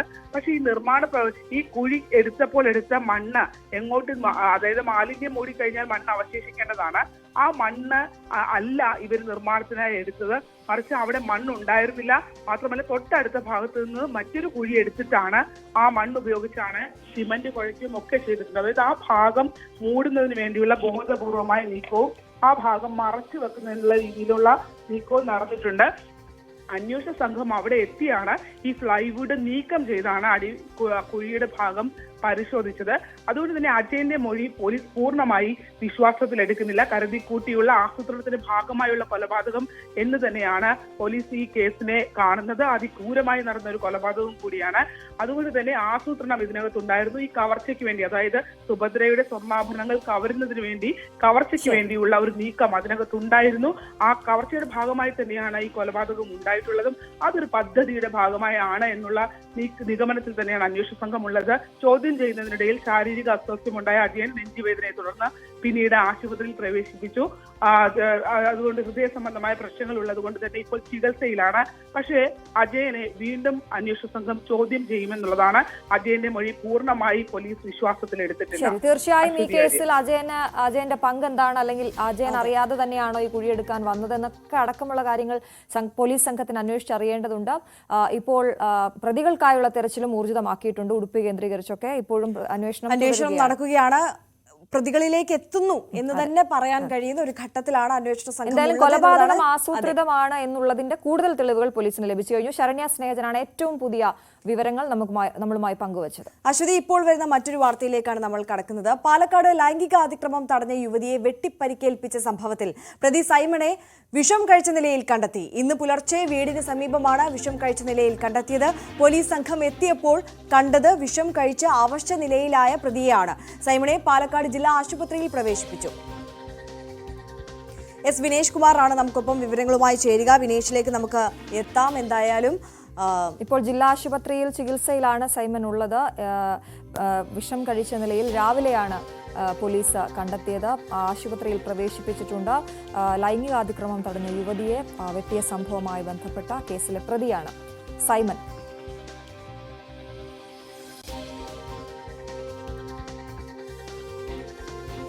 വിനേഷ് ചേരുന്നുണ്ട്. വിനേഷ്, സംഭവത്തിന്റെ വിശദാംശങ്ങൾ എങ്ങനെയാണ്? അശ്വതി, പാലക്കാട് എലപ്പുള്ളിയിലാണ് ലൈംഗികാതിക്രമം തടഞ്ഞ യുവതിയെ വെട്ടിപ്പരിക്കേൽപ്പിച്ച സംഭവം ഇന്നലെ ഉണ്ടായത്. ഇതിലെ പ്രതിയെന്ന് സംശയിക്കുന്ന സൈമനെയാണ് ഇന്ന് പുലർച്ചെ വിഷം അകത്തു ചെന്ന നിലയിൽ വീടിന് സമീപം കണ്ടെത്തിയിട്ടുള്ളത്. പോലീസ് സംഘം എത്തിയപ്പോൾ വിഷം കഴിച്ച് അവശ നിലയിലായിരുന്നു സൈമൻ എന്നാണ് പറയുന്നത്. സൈമനെ ഇപ്പോൾ പാലക്കാട് ജില്ലാ ആശുപത്രിയിൽ പ്രവേശിപ്പിച്ചിരിക്കുകയാണ്. ഇന്നലെ 11 മണിയോടുകൂടിയാണ് വീടിന് സമീപമുള്ള പറമ്പിൽ പയറ് പറിക്കുന്നതിനും അതുപോലെ തന്നെ പുല്ല് വെട്ടുന്നതിനുമൊക്കെയായി യുവതിയും മാതാവും പോയത്. ഈ സമയത്ത് അവരുടെ മാതാവ് വീട്ടിലേക്ക് പോയ സമയത്താണ് യുവതിയെ ഇയാൾ സൈമൺ കടന്നു പിടിക്കുകയും തുടർന്ന് പ്രതിരോധിക്കുന്നതിനിടയിൽ അവരുടെ കയ്യിലുണ്ടായിരുന്ന കത്തി വാങ്ങി ഇവരെ വെട്ടുകയായിരുന്നു. തലയ്ക്ക് 3 സ്ഥലത്തായി വെട്ടേറ്റിട്ടുണ്ട്. യുവതിയെ തൃശൂർ മെഡിക്കൽ കോളേജ് ആശുപത്രിയിൽ പ്രവേശിപ്പിച്ചു ഇന്നലെ തന്നെ. അതിന് പിന്നാലെയാണ് ഇപ്പോൾ പ്രതിയെ പോലീസ് തെരഞ്ഞുകൊണ്ടിരിക്കുന്നതിനിടയിലാണ് ഇപ്പോൾ വിഷം അകത്തു ചെന്ന നിലയിൽ കണ്ടെത്തിയിട്ടുള്ളത്. ശരി, എന്തായാലും പ്രതിയെ ജില്ലാ ആശുപത്രിയിൽ പ്രവേശിപ്പിച്ചിരിക്കുകയാണ്. എസ് വിനേഷ് കുമാറാണ് വിവരങ്ങൾ നൽകിയത്. നമുക്ക് കുറെ ഓണവിശേഷങ്ങളുണ്ട്, അപ്പോൾ അതിഥിയുണ്ട്, സിനിമാ വിശേഷങ്ങളുണ്ട്. അപ്പോൾ എന്തായാലും ഹരികൃഷ്ണൻ സിനിമാ വിശേഷങ്ങളുമായിട്ട് തയ്യാറാണെന്ന് തോന്നുന്നു അല്ലേ? അപ്പോൾ ഹരി വരട്ടെ, ഞാനൊന്ന് പോയി ഡെസ്കിൽ പോയിട്ട് മറ്റു വാർത്തകൾ എന്തൊക്കെയാണെന്നൊന്ന് നോക്കി വരാം. അപ്പോൾ ഹരി വരുമ്പോഴത്തേക്ക് നമുക്കൊരു ഇടവേള എടുത്ത് തിരികെ എത്താം.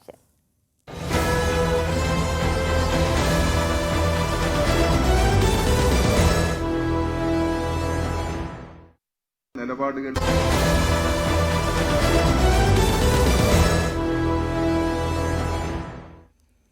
മോർണിംഗ് വൈബ്സിലേക്ക് മടങ്ങിയെത്തുമ്പോൾ എനിക്കൊപ്പം ഇപ്പോൾ ചേരുന്നത് ഹരികൃഷ്ണനാണ്. ഹരി, ഈ ഓണക്കാലം എന്ന് പറയുമ്പോൾ തിയേറ്ററുകളിലും വലിയ ആഘോഷമുള്ളൊരു സമയമാണ്. കാരണം ഫാമിലിയായി എല്ലാവരും ഈ വെക്കേഷനാണ്, സിനിമകൾ കാണാൻ വേണ്ടി കൂടുതൽ തിരഞ്ഞെടുക്കുന്ന ഒരു സമയം. അതുകൊണ്ട് തന്നെ ഓണം റിലീസ് എന്ന് പറഞ്ഞിട്ട് ഒരുപാട് സിനിമകൾ എത്താറുമുണ്ട്.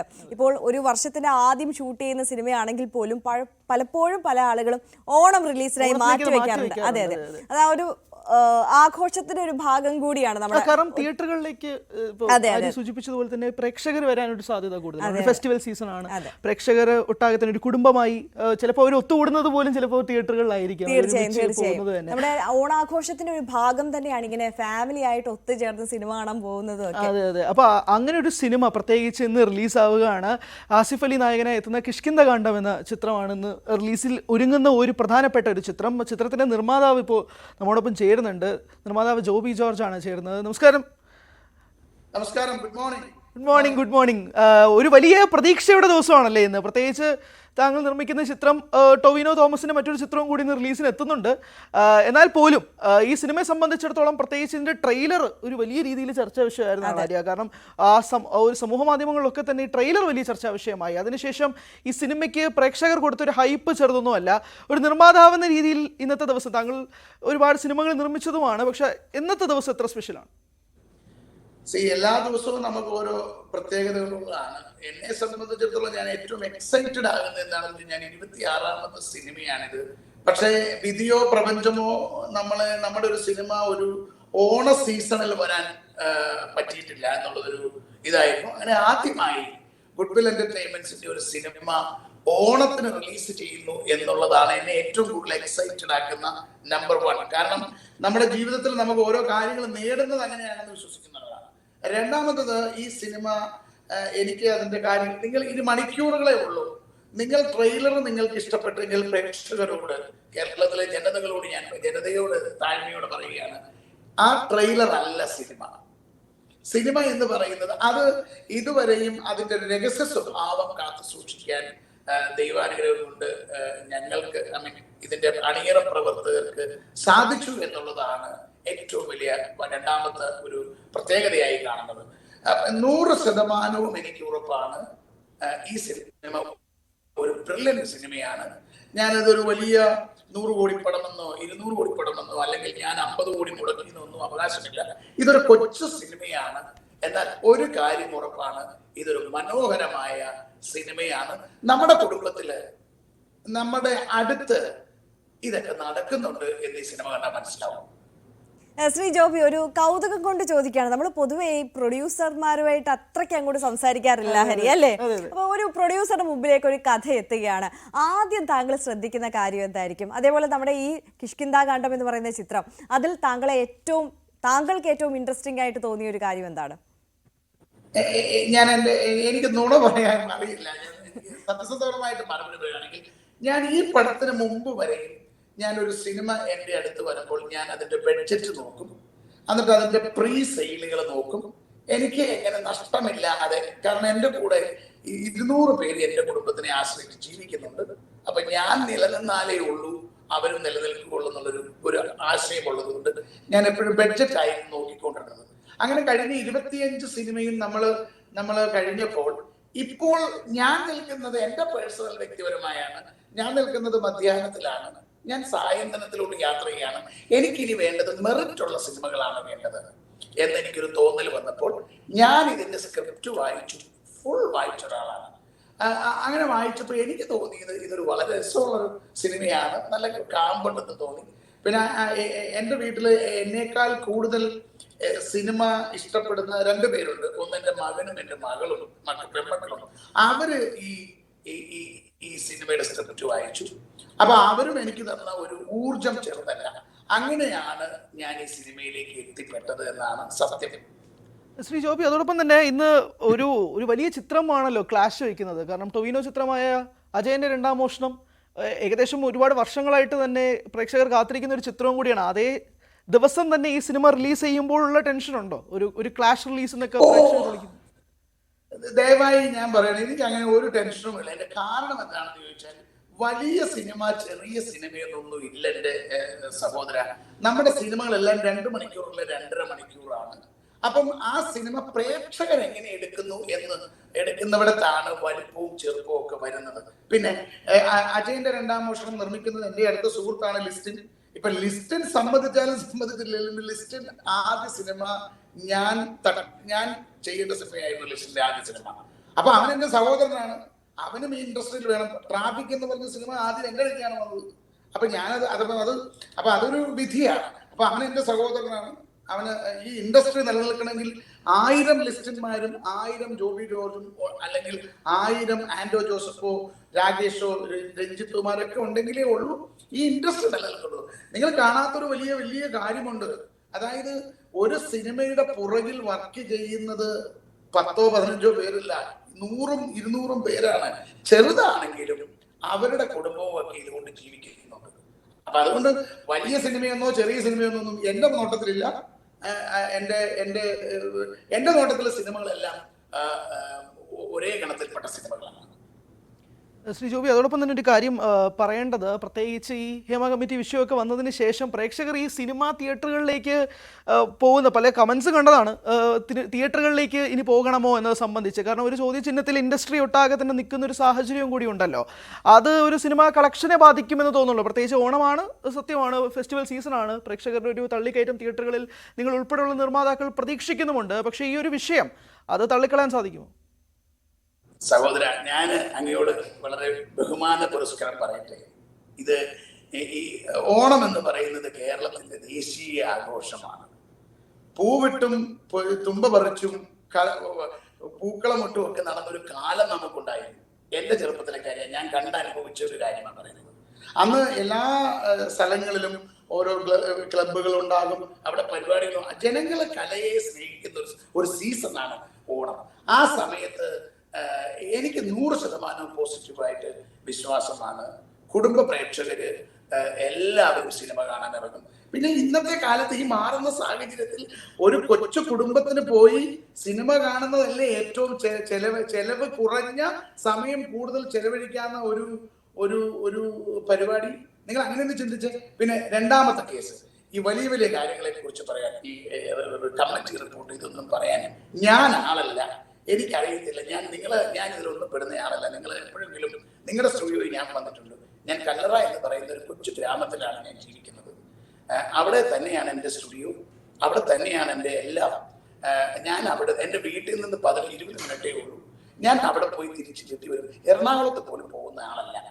അപ്പൊ എനിക്ക് അതിനോട് വലിയ താല്പര്യമില്ല. അതുകൊണ്ട് ഇതിലൊന്നും പെടുന്ന ഒരാളല്ല ഞാൻ. ശരി ജോബി, വ്യക്തമാണ്. പക്ഷേ ഒരു കാര്യം, ഇപ്പോൾ താങ്കൾ 25 സിനിമകൾ നിർമ്മിച്ചെന്ന് പറയുമ്പോൾ പോലും ഒരു വലിയ ചിത്രം അണിയറയിൽ ഒരുങ്ങുന്നതായി നമ്മൾ കേൾക്കുന്നുണ്ട്. ഒരു മെഗാ താരത്തിന്റെ ഒരു ചിത്രം താങ്കൾ നിർമ്മിക്കുന്നതായിട്ടും കേൾക്കുന്നുണ്ട്. അതിനെപ്പറ്റിയുള്ള വിശദാംശങ്ങൾ എന്തെങ്കിലും ഉണ്ടോ പറയാൻ? ഞാൻ ആദ്യം ചെയ്യാൻ എന്റെ 2 സിനിമ ഞാൻ ഇതുപോലെ എടുത്തു വെച്ചിട്ടുണ്ട്. പെണ്ണിക്കേണ്ടത് ഞാൻ പുറത്തു വിടാത്തതാണ്.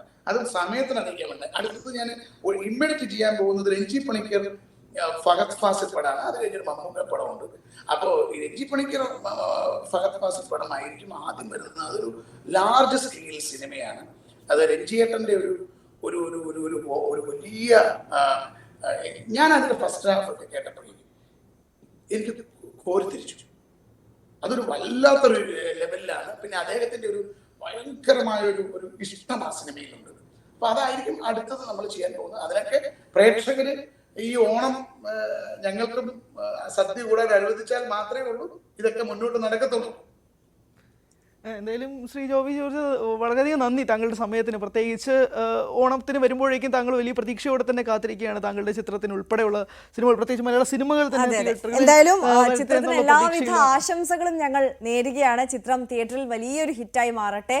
ഒരുപാട് സന്തോഷം ജോബി ജോർജ്. എല്ലാവർക്കും ഓണാശംസകൾ. നിങ്ങളുടെ സ്റ്റുഡിയോയിലുള്ള എല്ലാവരും, ഞാൻ ഒരിക്കലും വന്നിട്ടുള്ളതാണ്. എല്ലാവർക്കും എന്റെ ഹൃദയം നിറഞ്ഞ ഓണാശംസകൾ. താങ്കൾക്കും താങ്കളുടെ കുടുംബത്തിനും ഹാപ്പി ഓണം. നിങ്ങൾ എല്ലാവരും സിനിമ കാണണം കേട്ടോ.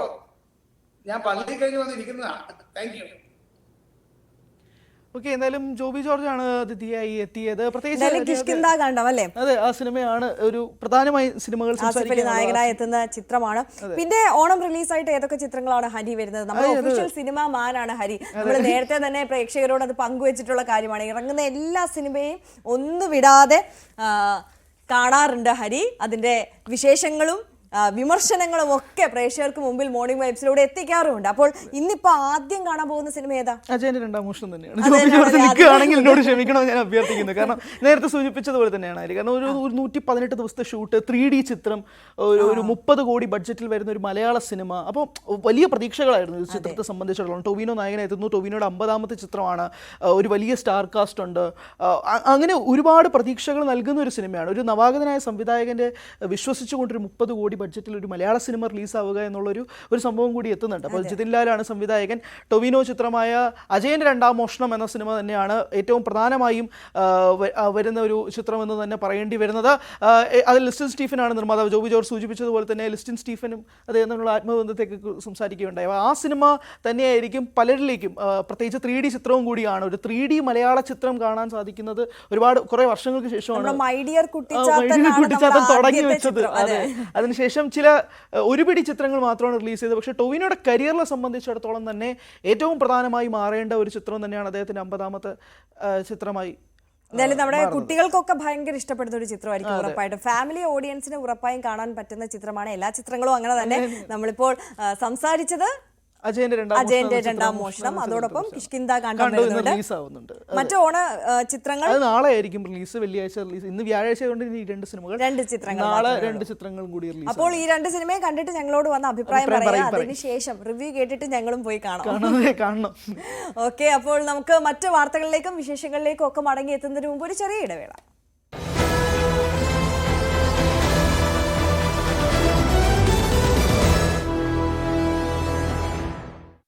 കഴിഞ്ഞ കുറെ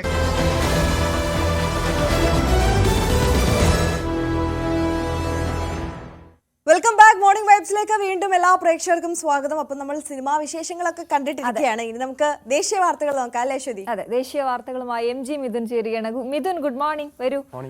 ഓണമൊക്കെ എവിടെ വരെ എത്തി മിഥുൻ? ഓണമൊക്കെ ഇങ്ങനെ പോകുന്നു. അതെ, ഞങ്ങൾ മാച്ചിങ് ആയിട്ടാണ് വന്നിരിക്കുന്നത്. അപ്പൊ നമുക്ക് ദേശീയ വാർത്തകളിലേക്ക് പോയാലോ? എന്തൊക്കെയാണ് പ്രധാനപ്പെട്ട വാർത്തകൾ? പ്രധാനമായിട്ടുള്ളത് ഹരിയാന തെരഞ്ഞെടുപ്പുമായി ബന്ധപ്പെട്ടാണ്. ഒപ്പം തന്നെ മണിപ്പൂർ കലാപം ഇങ്ങനെ രൂക്ഷമായി നിലനിൽക്കുന്നുണ്ട്. അങ്ങനെയുള്ള വാർത്തകളൊക്കെ ഉണ്ട്. മറ്റു വാർത്തകളൊക്കെ നമുക്ക് കൂടുതൽ വിശദാംശങ്ങൾ ഒരു മണിക്കൂറിൽ എടുക്കാം. കാരണം കുറച്ച് സമയം തരത്തോളന്നാണ് PCR പറഞ്ഞിട്ടുള്ളത്. അതുകൊണ്ട് എന്തായാലും വളരെ ചുരുക്കത്തിൽ പറഞ്ഞിട്ട് പോകാം. എന്തായാലും ഹരിയാന തെരഞ്ഞെടുപ്പ് ഇങ്ങനെ നടക്കുകയാണ്. ഇന്ന് അവിടുത്തെ നാമനിർദ്ദേശ പത്രിക പിൻവലിക്കാനുള്ള അവസാന ഡേറ്റാണ്. അതുകൊണ്ട് തന്നെ സമർപ്പിക്കാനുള്ള അവസാന ഡേറ്റാണ്.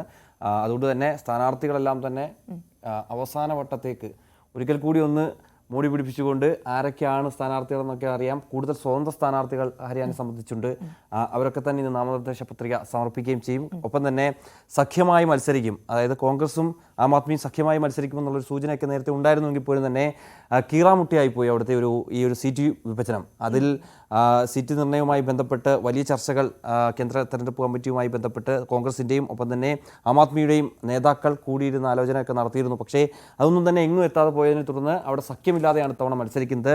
ആം ആദ്മി പാർട്ടി കഴിഞ്ഞ ദിവസം 21 സ്ഥാനാർത്ഥികളെ കൂടി പ്രഖ്യാപിച്ചു. 90 അംഗ നിയമസഭാ തെരഞ്ഞെടുപ്പിലേക്ക് ആണ് ഹരിയാന നീങ്ങുന്നത്. അതിൽ 61 സീറ്റുകളിലേക്കുള്ള സ്ഥാനാർത്ഥി പട്ടിക ആം ആദ്മി പ്രഖ്യാപിച്ചു കഴിഞ്ഞിരിക്കുന്നു. അവരുടെ കൂടുതൽ നേതാക്കൾ ഇന്ന് താരപ്രചാരണത്തിനായി എത്തും. മനീഷ് സിസോദിയ അടക്കമുള്ള നേതാക്കൾ അവിടേക്ക് എത്തുമെന്നുള്ളതാണ് ഏറ്റവും പ്രധാനപ്പെട്ട കാര്യം. ഒപ്പം തന്നെ വിനേഷ് ഫോഗട്ട് അവിടേക്ക് എത്തിയിരുന്നു. അദ്ദേഹം വിനേഷ് ഫോഗട്ട് ഇപ്പോൾ തെരഞ്ഞെടുപ്പ് ഗോതയിലേക്ക് കൂടി കടക്കുകയാണ്. ഇന്നലെ താരം ഈ ജുലാനയിലാണ് മത്സരിക്കുന്നത്. നാമനിർദ്ദേശ പത്രിക കഴിഞ്ഞ ദിവസം വലിയ ഒരു റാലി ആകുമ്പോഴോടുകൂടി താരമെത്തി നാമനിർദ്ദേശ പത്രിക സമർപ്പിക്കുകയും ചെയ്തിരുന്നു. അങ്ങനെയാണ് ഹരിയാനയിലെ ഒരു തെരഞ്ഞെടുപ്പ് ചിത്രം എന്നുള്ളതാണ്. എന്തായാലും ഒക്ടോബർ 5-നാണ് ഈ തെരഞ്ഞെടുപ്പ് നടക്കുന്നത്. ഒക്ടോബർ 8-നാണ് വോട്ടെണ്ണൽ നടക്കാൻ പോകുന്നത്. ഒപ്പം തന്നെ ജമ്മു കാശ്മീരിൽ കോൺഗ്രസും BJPയും തമ്മിലുള്ളൊരു നേർക്കുനേർ പോരാട്ടമെന്ന് തന്നെ നമുക്ക് വിശേഷിപ്പിക്കാം. കാരണം ആർട്ടിക്കിൾ 370 എടുത്തു കളഞ്ഞതിന് ശേഷമുള്ള ഒരു തെരഞ്ഞെടുപ്പ്. അവിടെ താരപ്രചാരകരായി കോൺഗ്രസിൻ്റെ എല്ലാ നേതാക്കളും എത്തുന്നു. ഒപ്പം തന്നെ BJPയെ സംബന്ധിച്ച് BJPയിൽ നിന്ന് പ്രധാനമന്ത്രി നരേന്ദ്രമോദി തന്നെ പ്രധാനമായും ഈ താരപ്രചാരകനായി മുന്നിട്ടിറങ്ങുന്നു എന്നുള്ളതാണ് ഏറ്റവും ശ്രദ്ധേയമായിട്ടുള്ള കാര്യം. നരേന്ദ്രമോദി ശനിയാഴ്ചയാണ് ഉത്രാട ദിനമാണ്. നമ്മളെ സംബന്ധിച്ച് ഉത്രാട ദിനമാണ്. ഉത്രാട ദിനത്തിനന്ന് ജമ്മു കാശ്മീരിൽ നരേന്ദ്രമോദി എത്തും.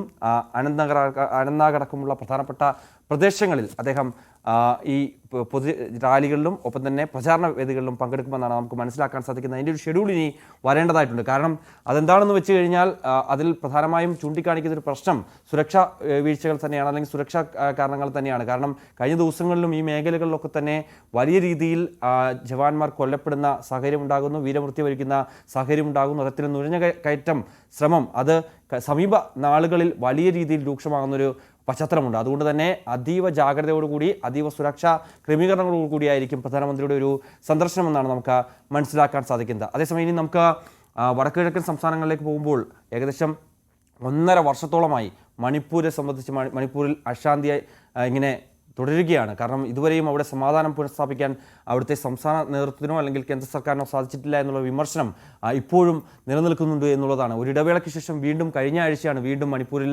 സമാധാനം നഷ്ടപ്പെട്ട് വീണ്ടും ഒരു കലാപ രൂക്ഷമായ അന്തരീക്ഷത്തിലേക്ക് കാര്യങ്ങൾ കടക്കുകയും ചെയ്ത് ഇതിനോടകം തന്നെ ഏകദേശം കഴിഞ്ഞ 1.5 വർഷക്കാലമായി 200-ലധികം പേരാണ് അവിടെ ഈ ഒരു കലാപത്തിൽ കൊല്ലപ്പെട്ടത്.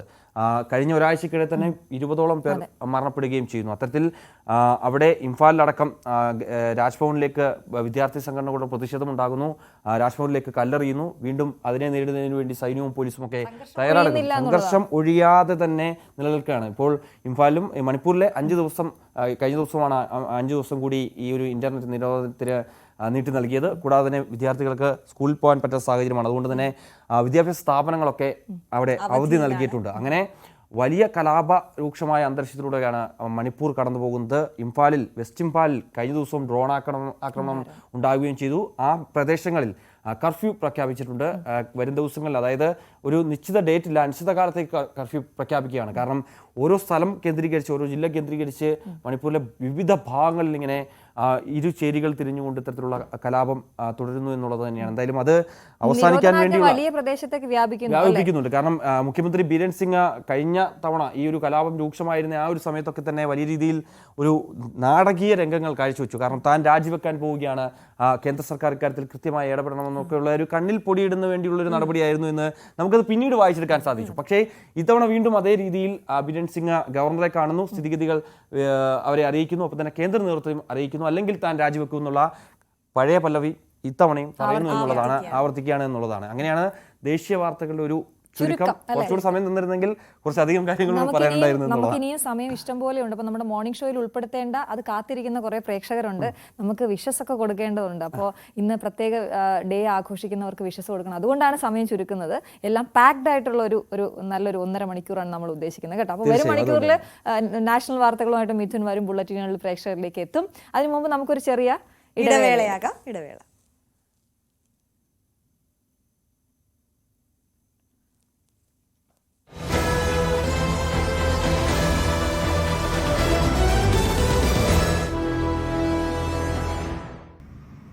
മോർണിംഗ് വൈബ്സിലേക്ക് തിരിച്ചു വരുമ്പോൾ നമ്മൾ ഓണവിശേഷങ്ങളിലേക്ക് പോവുകയാണ് അല്ലേ? അതെ, ഓണത്തിന്റെ പ്രധാന കാര്യം എന്ന് പറയുന്നത് പൂക്കളാണ്. അതെ, പൂക്കളുടെ നല്ല കാഴ്ചകളുണ്ട്.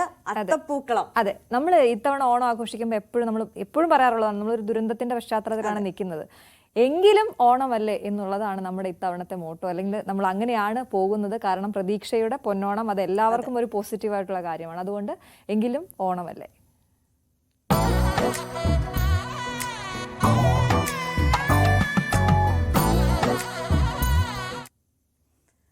അപ്പോൾ നമ്മൾ ഓണം വൈബ്സിലേക്ക് കിടക്കുമ്പോൾ ഞാൻ പറഞ്ഞു വന്നത് അത്തപ്പൂക്കളത്തെ കുറിച്ചാണ് അശ്വതി. അപ്പൊ അശ്വതി എങ്ങനെയാണ് ഈ 10 ദിവസം അത്തപ്പൂക്കളം ഇടുന്ന ആളാണോ അതോ 10ാം ദിവസം ഇടാറേ ഇല്ലല്ലേ? അപ്പൊ പിന്നെ അത്തപ്പൂക്കളൊക്കെ കണ്ട് ഇഷ്ടപ്പെടുന്ന ഒരാളാണ്, പക്ഷെ അതിനുവേണ്ടി ഇങ്ങനെ മെനക്കെടാൻ തയ്യാറാകാത്ത ഒരാളുമാണ്. ഇഷ്ടമാണ് കാണാൻ. അല്ലാതെ നമ്മൾ രാവിലെ എഴുന്നേറ്റ് അത്തപ്പൂടുക എന്നൊക്കെ പറഞ്ഞാൽ നമ്മളെ കൊണ്ട് പറ്റുന്ന പരിപാടിയല്ല. അതുകൊണ്ട് നമ്മൾ ചെയ്യാൻ കുറച്ച് ചിട്ടവട്ടങ്ങളൊക്കെ ഉണ്ട്. അത് നമ്മളെല്ലാം പാലിക്കാൻ പറ്റാത്തതുകൊണ്ട് അത് ചെയ്യാറില്ല.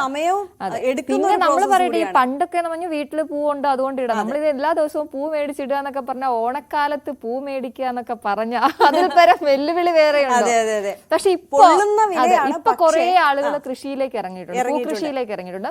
വെളിയിൽ നിന്നുള്ള പൂവിന്റെ വരവ് കുറച്ച് കുറയുന്നുണ്ട്. നമ്മുടെ നാട്ടിൽ തന്നെ നമുക്ക് വേണ്ട പൂക്കൾ ഉൽപ്പാദിപ്പിക്കുന്നുണ്ട്. അശ്വതി, ഞാൻ പറഞ്ഞത് ഇപ്പൊ ഓഫീസുകളിലും കോളേജുകളിലും സ്കൂളുകളിലൊക്കെ ഓണപരിപാടി നടക്കുന്ന ദിവസമാണ് ഇന്നും നാളെയും ഒക്കെ ആയിട്ട്. അപ്പം പൂക്കൾക്ക് ഒരുപാട് ഡിമാൻഡുള്ള ദിവസങ്ങളാണ്. അപ്പോൾ വിലക്കുറവിൽ എവിടെ പൂ കിട്ടുമെന്നാണ് ഇനി ഞങ്ങൾ പറഞ്ഞു തരാൻ പോകുന്നത്. അപ്പോൾ ഓണക്കാലം ആയതോടെ പൂ വിപണി സജീവമായിരിക്കുകയാണ്. ഞങ്ങൾ പറഞ്ഞതുപോലെ കൊച്ചു തോവാള എന്നറിയപ്പെടുന്ന നെയ്യാറ്റിൻകരയിലെ കാഞ്ഞിരംകുളം ഗ്രാമവും ഓണത്തെ വരവേൽക്കുകയാണ്. ഇതര സംസ്ഥാനങ്ങളിൽ നിന്നടക്കം പൂക്കൾ ഇവിടേക്കാണ് എത്തുന്നത്. ഇവിടെ നിന്ന് കുറഞ്ഞ വിലയ്ക്ക് നമുക്ക് പൂക്കൾ വാങ്ങാവുന്നതാണ്.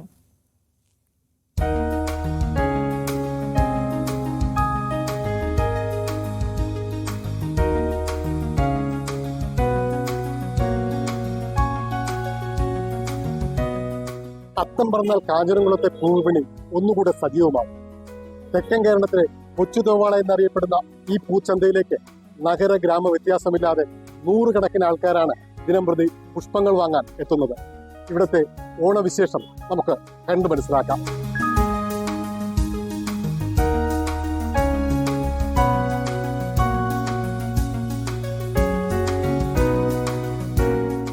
പക്ഷെ പ്രധാനമായിട്ട് എന്തൊക്കെ തരം പുഷ്പങ്ങളാണ് ഇവിടെ ഉള്ളത്? അതിന്റെ വിപണി ഏറ്റവും കൂടുതൽ എല്ലാ ഐറ്റം പൂക്കളും എങ്ങനെയാണ് വില വിവരവും മറ്റേ ആൾക്കാരുടെ വരവൊക്കെ? വരവ് ഇന്നത്തെ വരവ് കുഴപ്പമില്ല. മഞ്ഞ കേന്തിയുണ്ട്, ഓറഞ്ച് കേന്തിയുണ്ട്, വെള്ള ജമന്തി, വാടാമല്ലി, റോസ, പനിനീർ റോസ, താമര, പച്ച, പിന്നെ കോഴിപ്പൂവ്. ഈ പ്രധാനമായിട്ടും ഏത് ഭാഗത്തുള്ള ആൾക്കാരാണ് എല്ലാ മൊത്തവും ഉണ്ട് ഇവിടെ ചെയ്യുന്നുണ്ട്. ആര്യനാട്, ആറ്റിങ്ങല്, നെടുമങ്ങാട്, കുറെ പത്തനംതിട്ടയൊക്കെ ഉള്ളവർ വന്ന് മൊത്തമായിട്ട് വാങ്ങിട്ട് പോകും. കഴിഞ്ഞ വിപണി അനുസരിച്ച് ഇപ്രാവശ്യത്തോളം വിപണി കുറവല്ലേ? ഒരുപാട് കുറവ്. മറ്റേ പ്രോബ്ലം ഉള്ളതുകൊണ്ട് തന്നെ ഉരുൾപൊട്ടലൊക്കെ ഒരുപാട് കുറവ്. ഉത്തരവാദിത്തത്തിന്റെ അന്ന് എന്തെങ്കിലും കുറച്ചുകൂടി ദിനങ്ങളിൽ മാറി പോകുമ്പോഴേ ഉള്ളൂ. നഗരത്തിൽ നിന്നാണ് ഇങ്ങോട്ട് വന്നത്. എന്താണ് ഇങ്ങോട്ട് ഈ ഗ്രാമത്തിൽ വന്ന് ഈ ഒരു പൂ വാങ്ങാനുള്ള നിങ്ങളുടെ കാരണം എന്താണ്? നല്ല വിലക്കുറവുണ്ടെന്ന് പറയുന്നതായിട്ട് പൊതുവില്. അപ്പൊ വന്ന് നോക്കി, അപ്പൊ നമ്മൾ കഴിഞ്ഞ വർഷം ചാലയിലെന്നാണ് കളക്ട് ചെയ്തിരുന്നത്. അപ്പൊ അവിടത്തെക്കാളും ഒരുപാട് കളക്ഷനും ഉണ്ട്. അതായത് ക്വാണ്ടിറ്റി നോക്കുന്ന സമയത്ത് അതിന്റെ ഉള്ളിൽ നോക്കി കഴിഞ്ഞാൽ നമുക്ക് കാണാൻ സാധിക്കുന്നു ഒട്ടനവധി ഇങ്ങനെ കൂട്ടി അവിടെ ഇട്ടിക്കുന്നുണ്ട്. ചാലയിൽ പോയാൽ കൂടി ഇത്രയും നമുക്ക് കളക്ഷനും ഉണ്ടാവില്ല, ക്വാണ്ടിറ്റി ഉണ്ടാവില്ല. അപ്പൊ നമുക്ക് ഇവിടെ വന്നിട്ട് അത്യാവശ്യം നമുക്ക് സെലക്ട് ചെയ്തെടുക്കാനുള്ള സൗകര്യവും അതിനനുസരിച്ചിട്ടുള്ള വിലക്കുറവും ഇവിടെ കിട്ടുന്നുണ്ട്. അതാണ് നമുക്ക് ഇങ്ങോട്ട് വരാൻ തോന്നിയിട്ടുള്ള ഒരു നമുക്ക് വരാനുണ്ടായ കാരണം. കഴിഞ്ഞ 47 വർഷക്കാലമായി ഭൂവിപണിയിൽ സജീവമായി നിൽക്കുന്ന നമ്മുടെ സെൽവൻ ചേട്ടൻ നമ്മോടൊപ്പം. നമുക്ക് അദ്ദേഹത്തോട് ഇത്തവണത്തെ ഭൂവിപണിയെ കുറിച്ചൊന്ന് ചോദിച്ചു മനസ്സിലാക്കാം. ചേട്ടാ, എങ്ങനെയുണ്ട് ഇത്തവണത്തെ ഒരു ഓണവിപണി? എങ്ങനെയാണ് ഇപ്പോഴത്തെ അവസ്ഥ? എന്താണ് പ്രത്യേകിച്ച് നമ്മൾ ഈ പറയുന്ന ഒരു വലിയൊരു ദുരന്തം വയനാടുണ്ടായി, അപ്പം ഓണമില്ല, എന്നാലും എന്താണ് ഇപ്പോഴത്തെ അവസ്ഥ? എന്താണ് ആദ്യമായിട്ട് ഓണമില്ലെന്ന് പറഞ്ഞാൽ ആദ്യത്തെ അത്തം തുടങ്ങിയപ്പോഴേ കച്ചവടം വളരെ മോശമായിരുന്നു. അത് 2 ദിവസം കഴിഞ്ഞപ്പോൾ നല്ല സജീവമായി. നമ്മൾ ഓഫീസുകളിലും സ്കൂളുകളിലും നാട്ടിലും എല്ലാം അത്തപ്പൂയിടണം എന്നുള്ളത്. അതിനുള്ള പ്രത്യേകത കേരളീയക്ക് ആകെപ്പാടുള്ള ഒരു ഉത്സവം ഓണമാണ്. അതിൽ ജാതിയോ മതമോ കക്ഷിയോ രാഷ്ട്രീയോ ഒന്നുമില്ല. എല്ലാവരും ഒറ്റക്കെട്ടായിട്ടാണ് ഓണം ആഘോഷിക്കുന്നത്. എന്താണ് ഈ കാഞ്ഞിരംകുളത്തേക്ക് എത്താനുള്ള കാരണം? വില കുറവാണ്, ഏറ്റവും അടുത്ത് അക്സസ് ചെയ്യാൻ പറ്റുന്നുണ്ട്, കുഴപ്പമില്ല, അതുകൊണ്ടാണ് ഞങ്ങൾ വാങ്ങുന്നത്. ഏതൊക്കെ തരം പുഷ്പങ്ങളാണ് ഇവിടെ ധാരാളം വാങ്ങുന്നത്? എല്ലാം ഇവിടെ നിന്നാണ് കളക്ട് ചെയ്യുന്നത്? മിക്കവാറുള്ള എല്ലാം ഇവിടെ സീസണലായിട്ട് ഉള്ള ബിസിനസ്സാണ്. അത് ഈ ചാല അപേക്ഷിച്ച് ഇവിടുത്തെ മാർക്കറ്റിനെ കുറിച്ച് പറയാം. വില കുറവാണ് ചാലയേക്കാളും. ആദ്യത്തെ 2 ദിവസം ഓണവിപണി നമ്മൾ ഉദ്ദേശിച്ച ആ ഒരു രീതിയിലേക്ക് എത്തിയില്ല. പക്ഷെ ഇപ്പം നമ്മൾ ഉദ്ദേശിച്ച കാട്ടിലും നല്ല കച്ചവടമാണ് വന്നുകൊണ്ടിരിക്കുന്നത്. എന്നുവെച്ചാൽ ഓഫീസുകളിലൊക്കെ എങ്കിലും നല്ല രീതിയിലുള്ള അത്തം കാര്യങ്ങളൊക്കെ വരുന്നുണ്ട്. സ്കൂളുകളിലൊക്കെ അത്തം ഇടാൻ വേണ്ടി ചെറിയ രീതിയിലായാലും തീരുമാനിച്ചിട്ടുണ്ട്. അതിന്റെ അടിസ്ഥാനത്തിൽ നല്ല ഇപ്പൊ 2 ദിവസം കൊണ്ട് നല്ല രീതിയിലുള്ള കച്ചവടം നടക്കുന്നുണ്ട്.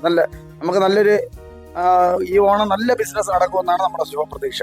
ആവശ്യക്കാർ കൂടിക്കൊണ്ടിരിക്കുകയാണ്. അതിലുപരിയായി ഡിമാൻഡ് കൂടുന്നതിനനുസരിച്ച് വിലയ്ക്കും വ്യത്യാസം വരുന്നുകൊണ്ട് അതിലുപരിയായി അതിന്റെ ഒരു ഷോർട്ടേജും വരുന്നുണ്ട്. പക്ഷെ പൂവ് ആവശ്യത്തിനത് വന്നുകൊണ്ടിരിക്കുകയാണ് ഈ സാഹചര്യം. പ്രധാനമായിട്ട് എവിടെ നിന്നൊക്കെയാണ് ഈ പുഷ്പം എത്തിക്കുന്നത്? നമുക്കിപ്പോൾ ഏറ്റവും കൂടുതൽ വരുന്നത് ഒസൂറിലാണ്. ഒസൂർ, ഡിണ്ടിഗല് അങ്ങനെയുള്ള സ്ഥലങ്ങളിലാണ് ഏറ്റവും കൂടുതൽ. പിന്നെ ബാംഗ്ലൂർ ഐറ്റംസ് അല്ലാതെ വരുന്നുണ്ട്. അപ്പോഴാണ് നമുക്ക് തോവളെക്കാട്ടിലും വില കുറച്ച് കൊടുക്കാൻ വേണ്ടി നമുക്ക് സാധിക്കുന്നത്. ഒരു 2 അടി കളം നമുക്ക് ഒരുക്കാൻ എത്ര രൂപയുടെ പൂക്കൾ നമുക്ക് കൊടുക്കുന്നത്? 2 അടി കണക്കാക്കുമ്പോൾ 500 രൂപ പൂ മതി. 2 അടി ആകുമ്പോൾ ചെറിയ അളവാണ്. 1 അടി 2 അടി ആകുമ്പോൾ ഇത്ര വരുള്ളൂ. ഈ ഒരു മേശയുടെ അളവ് വരുള്ളൂ. 500 രൂപ പൂ വെക്കാനാണ് ഇഷ്ടം പോലെ ഇടാൻ പറ്റും. ഓണവിപണി എന്താണ് ആവശ്യം എന്ന് പറഞ്ഞാൽ വളരെ ഡൗണാണ്. എന്ന് പറഞ്ഞാൽ ഇതിനു മുന്നേക്ക് എന്ന് പറഞ്ഞാൽ കഴിഞ്ഞ വർഷങ്ങളിലൊക്കെ എന്ന് പറഞ്ഞാൽ ഇവിടെ നിരത്തി കച്ചവടക്കാർ കൂടുതൽ ഉണ്ടാവുമായിരുന്നു. പിന്നെ പല ആൾക്കാരും ജീവിക്കാനുള്ള ഒരു മാർഗമാണ് എന്ന് പറഞ്ഞാൽ 10 ദിവസം. ആ 10 ദിവസത്തെ എന്ന് പറഞ്ഞാൽ കൂലിപ്പണിക്കാരും വന്നതിൽ കൂടെ ഉണ്ടാവുമായിരുന്നു. ഇപ്പൊ എന്ന് പറഞ്ഞാൽ നമ്മൾ 3 പേര് സ്റ്റാഫ്, പിന്നെ വളരെ കുറച്ചാണ് സാധനങ്ങൾ ഇറക്കിയിരിക്കുന്നത്. പിന്നെ പൂ ഇച്ചിരി വില കൂടുതലാണ്. പിന്നെ നമ്മുടെ ഇവിടെ തൊഴിലുറപ്പുകാർ കൃഷി ചെയ്യുന്നതുകൊണ്ട് ചുവപ്പിനും ഇച്ചിരി വില കുറവുണ്ട്. അത്തപ്പൂക്കളം ഒരുക്കാനുള്ള പൂക്കളാൽ സമ്പന്നമാണ് തെക്കൻ കേരളത്തിലെ ഈ കൊച്ചു തോവാള. കാഞ്ഞിരംകുളത്ത് നിന്നും അരുൺ മോഹൻ, ന്യൂസ് 18. അപ്പോൾ പൂക്കളുടെ കാഴ്ചയാണ് നമ്മൾ കണ്ടത്. നമ്മൾ ഈ ഓണത്തിനിടയ്ക്ക് ചെറിയ ഒരു സ്പെഷ്യൽ ഡേയിലേക്ക് കൂടി പോവുകയാണ്. ചെറിയാന്ന് ഞങ്ങൾ പറയുന്നില്ല, ഞങ്ങളുടെ സഹപ്രവർത്തകരായ അർജുൻ്റെയും പാർവതിയുടെയും വെഡിങ് ആനിവേഴ്സറി ആണ് ഇന്ന്. അപ്പോൾ 2 പേർക്കും ഹൃദയം നിറഞ്ഞ ആശംസകൾ നേരുകയാണ്. അർജുനും പാർവതിയും രാവിലെ തന്നെ ഷിഫ്റ്റിന് വന്നിട്ടുണ്ട്. ഇന്നത്തെ പ്രത്യേകത 2 പേരും അവധിയൊന്നും എടുത്തിട്ടില്ല. 2 പേരും ഇന്നുണ്ട്. സ്ക്രീനിൽ ഇപ്പൊ കാണാം. അർജുൻ, പാർവതി 2 പേർക്കും ഹാപ്പി ആനിവേഴ്സറി. Happy anniversary. മൂന്നാമത്തെ വെഡിങ് ആനിവേഴ്സറി ആണ്. അതെ, ഇവിടെ ഉണ്ടായിരുന്നപ്പോ തന്നെയായിരുന്നു കല്യാണം. ഞങ്ങൾക്ക് അതിനെല്ലാം പോകാൻ പറ്റി. അപ്പൊ ഞങ്ങള് ഇങ്ങനെ ആകാംക്ഷയോടെ നോക്കിയിരിക്കുകയാണ്. അർജുനും പാർവതിയും സ്ക്രീനിൽ വരുമെന്ന് അവർ പ്രതീക്ഷിച്ചിട്ടില്ല കേട്ടോ. അതാണ് മുഖത്തൊരു അന്താളിപ്പ്. അപ്പൊ എന്തായാലും അടിപൊളിയായിട്ട് മുന്നോട്ട് പോകും. അർജുനും പാർവതിക്കും ഹാപ്പി ആനിവേഴ്സറി. അപ്പോ നിങ്ങൾ രണ്ടുപേരും ഇന്നത്തെ ദിവസം അടിച്ചു പൊളിക്കുക. ഞങ്ങൾക്കും അതിന്റെ ട്രീറ്റ് ഒക്കെ തന്നാൽ കൊള്ളാം. ഓക്കെ, അപ്പൊ നമുക്ക് മറ്റു ഓണം വാർത്തകളിലേക്ക് കൂടി പോവാം അല്ലെ. ഓണാഘോഷ പരിപാടികൾക്കായി സമാഹരിച്ച തുക വയനാട്ടിലെ ദുരിതബാധിതർക്ക് നൽകി പത്തനംതിട്ട ജനറൽ ആശുപത്രിയിലെ ജീവനക്കാർ. 1 ലക്ഷം രൂപയാണ് മുഖ്യമന്ത്രിയുടെ ദുരിതാശ്വാസ നിധിയിലേക്ക് നൽകിയത്. സാലറി ചലഞ്ചിൽ നൽകിയ തുകയ്ക്ക് പുറമെയാണിത്. ആശുപത്രി സൂപ്രണ്ട് ഡോക്ടർ സുഷമ മന്ത്രി വീണ ജോർജിന് ഫണ്ട് കൈമാറി. വയനാട് ദുരന്തത്തിന്റെ പശ്ചാത്തലത്തിൽ ഓണാഘോഷ പരിപാടികളെല്ലാം മാറ്റിവെച്ച് ആ തുക വയനാട്ടിലെ സാധാരണപ്പെട്ട മനുഷ്യർക്ക് വേണ്ടി നൽകിയിരിക്കുകയാണ് പത്തനംതിട്ട ജനറൽ ആശുപത്രിയിലെ ഒരു കൂട്ടം സ്റ്റാഫുകൾ. ഇന്ന് അവരാണ് നമ്മളൊപ്പം ചേരുന്നത്. ആശുപത്രി സൂപ്രണ്ടും ഒപ്പം PTA സെക്രട്ടറി അടക്കം നമ്മളോടൊപ്പം, സ്റ്റാഫ് സെക്രട്ടറി അടക്കം നമ്മളോടൊപ്പം ഉണ്ട്. മാഡം, ഇങ്ങനൊരു തീരുമാനം എടുക്കാനുള്ള കാരണം അങ്ങനെയാണോ? കാരണം വയനാട് ദുരന്തം നമ്മളെ നടുക്കിയ ഒരു സംഭവമായിരുന്നു.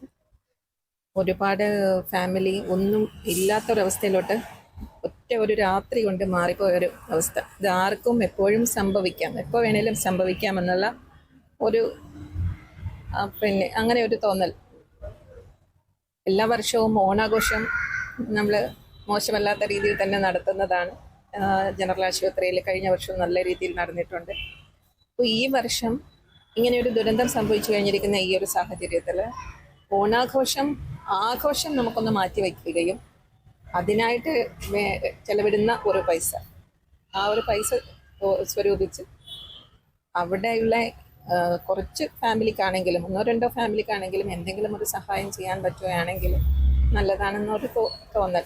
അത് പക്ഷേ ആ തോന്നൽ എനിക്കുണ്ടായത് നമ്മുടെ തന്നെ എല്ലാ സ്റ്റാഫിൻ്റെയും ഒരു അവരിൽ നിന്നാണ് ആ ആലോചന വന്നത്. നമ്മുടെ സ്റ്റാഫ് കമ്മിറ്റിയിൽ അങ്ങനെ ഒരു ചർച്ച വരികയും അത് എല്ലാവരും ഒത്തൊരുമിച്ച് ഒരു തീരുമാനമായിട്ട് എടുക്കുകയുമാണ് ഉണ്ടായത്. എത്ര പേരാണ് ഇതിന് തുക നമ്മളെ സമാഹരിച്ച് എത്ര ആണ് നമ്മൾ അതിന് ഈ ദുരിതാശ്വാസ നിധിയിലേക്ക് കൊടുത്തത്? എണ്ണം അങ്ങനെ പറഞ്ഞു കഴിഞ്ഞാൽ നമ്മുടെ ആശുപത്രിയിൽ ഒരു 500-ൽ താഴെ സ്റ്റാഫുണ്ട്. മൊത്തത്തിൽ എല്ലാ കാറ്റഗറിയും എടുത്തു കഴിയുമ്പോൾ ഡോക്ടേഴ്സ് ഉൾപ്പെടെ PTS ഉൾപ്പെടെ വരുന്ന എല്ലാ കാറ്റഗറിയും എടുത്താൽ 500-ൽ താഴെ വരും. അതിൽ ഒരുവിധം നല്ല രീതിയിലുള്ള ഒരു പാർട്ടിസിപ്പേഷൻ ഉണ്ടായിരുന്നു. സാധാരണ എല്ലാ വർഷവും ഇവിടെ അത്തപ്പൂക്കളിടുകയും അങ്ങനെയുള്ള കാര്യങ്ങളൊക്കെ ഉണ്ട്. അപ്പോൾ സ്വാഭാവികമായിട്ട് ഇങ്ങനൊരു കാര്യം ഒരു മനുഷ്യ നന്മയെ ഉദ്ദേശിച്ചാണോ? അതെ, മനുഷ്യ നന്മ തന്നെ ഉദ്ദേശിച്ചാണ്. ആഘോഷം അന്ന് ആഘോഷിച്ചപ്പം കുറെ കളിച്ച് ചിരിച്ച് ഡാൻസ് ചെയ്ത് അതങ്ങ് തീരും.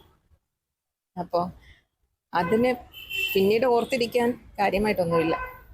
പക്ഷെ ഇങ്ങനെയൊരു കോൺട്രിബ്യൂഷൻ വരുമ്പോൾ പല രീതിയിലും നമ്മുടെ സ്റ്റാഫുകൾ എല്ലാവരും തന്നെ പല രീതിയിലും കോൺട്രിബ്യൂട്ട് ചെയ്തിട്ടുണ്ട് ഓൾറെഡി. സാലറി ചലഞ്ചായിട്ടും മറ്റ് പല സംഘടനകൾ വഴിക്കും ഒക്കെ ചെയ്തിട്ടുണ്ട്. പക്ഷെ എന്നാൽ പോലും ഒരു ഇൻസ്റ്റിറ്റ്യൂഷനിലെ എല്ലാവരും ഒത്തൊരുമിച്ച് നിൽക്കുകയും ഇൻസ്റ്റിറ്റ്യൂഷൻ്റെ പേരിലൊരു ചെറിയൊരു തുക ജനറേറ്റ് ചെയ്ത് കൊടുക്കുന്നതിൻ്റെ ഒരു സുഖം അത്രമാത്രമാണ്. തുക എങ്ങനെ മന്ത്രിക്ക് നേരിട്ട് കൊടുക്കുമായിരുന്നു? എങ്ങനെയാണ് കൈമാറിയത്? അതെ, മന്ത്രിക്ക് ഒരു ചെക്കായിട്ടാണ് നമ്മൾ കൊടുത്തത്. സ്റ്റാഫ് കൗൺസിലിന് അക്കൗണ്ട് ഉണ്ട് നമുക്ക്. ആ അക്കൗണ്ടിൽ നിന്ന് ചെക്കായിട്ടാണ് കൈമാറിയിട്ടുള്ളത്. ബഹുമാനപ്പെട്ട മന്ത്രി രാവിലെ എത്താമെന്ന് പറഞ്ഞിരുന്നത്. ഭയങ്കര തിരക്കായിരുന്നു നാട്ടിൽ. അങ്ങനെ ഞങ്ങൾ ആറന്മുള പോയി. അവിടെ ഞങ്ങളെല്ലാവരും പോയിട്ട് അവിടെ നിന്നാണ് കൈമാറിയത്. വലിയ മാതൃകാപരമായ ഒരു പ്രവർത്തനമാണ് ഈ പത്തനംതിട്ട ജനറൽ ആശുപത്രിയിലെ സ്റ്റാഫുകൾ ചെയ്തിട്ടുള്ളത്. എന്തായാലും അവരുടെ ഓണാഘോഷം മാറ്റിവെച്ചിട്ടാണ് ഈ ഒരു നല്ല പ്രവൃത്തിയിൽ അവർ പങ്കാളികളായത്. പത്തനംതിട്ടയിൽ നിന്നും ശശി നാരായണൻ, ന്യൂസ് 18. അതാണ്. അപ്പോൾ എന്തായാലും ഓണാഘോഷത്തിന്റെ കാര്യങ്ങൾ, ഓണാഘോഷത്തിന് വെച്ചിരുന്ന തുക ദുരിതാശ്വാസ നിധിയിലേക്ക്, അങ്ങനെ കുറേ വാർത്തകൾ അല്ലെ, നല്ല വാർത്തകൾ നമുക്ക് വരുന്നുണ്ട്. നമുക്ക് ആശ്വാസം പകരുന്നതുമാണ്. അപ്പോൾ നമുക്കിനി സ്പെഷ്യൽ ഡേ വീണ്ടും ഉണ്ട്.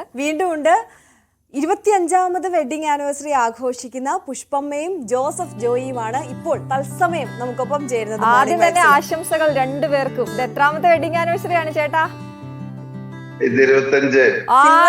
സിൽവർ ജൂബിലി ആണ്. Silver jubilee. ആഹാ, ആ സന്തോഷം കണ്ടോ രണ്ടുപേരുടെ ഫേസിലുണ്ട്. അത് നല്ല അടിപൊളിയായിട്ട് മുന്നോട്ട് പോകുന്നു എന്നുള്ളത്. എന്തായാലും ഞങ്ങൾക്കൊപ്പം ഇങ്ങനെ ആഘോഷിക്കാൻ പറ്റിയതിൽ ഞങ്ങൾക്ക് വലിയ സന്തോഷമുണ്ട്. അപ്പൊ ഇന്ന് എന്താ സ്പെഷ്യല്? 25ാമത്തെ വെഡിങ് ആനിവേഴ്സറി ആയിട്ട് ഗ്രാൻഡ് ആക്കുന്നുണ്ടോ അതോ ചെറിയ ആഘോഷമാണോ? ലളിതമായ രീതിയില്, വലിയ ആഘോഷമൊന്നുമില്ല. ആഹാ, ആരൊക്കെയാണ് വീട്ടിലുള്ളത്? മോനും മോളും ഉണ്ട്. മോനിപ്പോ ഇവിടെ ഇല്ല, ജോലി സ്ഥലത്താണ് ഗുർഗാവില്. അതുകൊണ്ട് വലിയ ആഘോഷം കുറവാണ്. മോള് സ്കൂളിൽ പോയിരിക്കുന്നു. ഓ, മോൾ എത്രാം ക്ലാസ്സിലാണ്? 10ാം ക്ലാസ്സില്. 10ാം ക്ലാസ്സിലാണ്. ആഹാ, അപ്പൊ എന്തായാലും മോനും മോളും ഒക്കെ വരുമ്പോഴത്തേക്കിന് നമ്മൾ ഇതിങ്ങനെ ഇന്ന് ന്യൂസ് 18 ആണെന്ന് പറഞ്ഞിരുന്നു അവരോട്. മോൻ കാണുന്നുണ്ടാവും. അപ്പൊ ആ വിഷമമൊന്നും വേണ്ട കേട്ടോ. അമ്മയ്ക്കും അച്ഛനും ഞങ്ങള് ആനിവേഴ്സറി വിഷസ് പറയുന്നുണ്ട്. കുറെ ആളുകൾ ഇങ്ങനെ കാണുന്നുണ്ട്, അവരുടെ സന്തോഷത്തിൽ പങ്കുചേരുന്നുണ്ട്. അപ്പൊ ഗംഭീരായിട്ട് പോട്ടെ. എന്തെങ്കിലും പറയാനുണ്ടോ? ചേച്ചി എന്താണ് ഒന്നും പറയാതിരിക്കുന്ന? ചിരി മാത്രമേ ഉള്ളല്ലോ. ഇതാണോ നിങ്ങളുടെ വിജയരഹസ്യം? ചേട്ടൻ എന്ത് പറഞ്ഞാലും ചിരിച്ചോണ്ടിരിക്കും. അതുകൊണ്ടാണ് ഇങ്ങനെ മുന്നോട്ട് പോകുന്നത് അടിപൊളിയായിട്ട്. അതുകൊണ്ടാണ് 25 എത്തിയത്. ചേച്ചി എന്തെങ്കിലും ഒന്ന് പറയൂ. എങ്ങനെയുണ്ട് ചേട്ടൻ? എങ്ങനെയുണ്ട്? 25 വർഷമല്ലേ, ചേട്ടനെ കുറിച്ച് ഒന്ന് പറയൂ. പാവാണോ ചേട്ടൻ?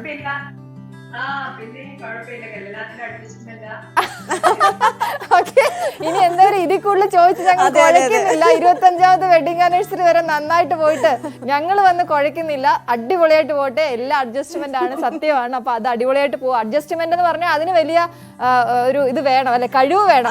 മാത്രമല്ല സ്നേഹം ഉള്ളിടത്താണ് നമുക്ക് അഡ്ജസ്റ്റ് ചെയ്യാനും തോന്നുന്നത്. അപ്പൊ ഈ സ്നേഹം ഇങ്ങനെ നിക്കട്ടെ. അടിപൊളിയായിട്ട് പോകൂ ചേച്ചി. ജോസഫേട്ടാ, നന്നായിട്ട് പോകൂ. കൺഗ്രാറ്റുലേഷൻസ്, ആശംസകളൊപ്പം. Thank you so much. Okay.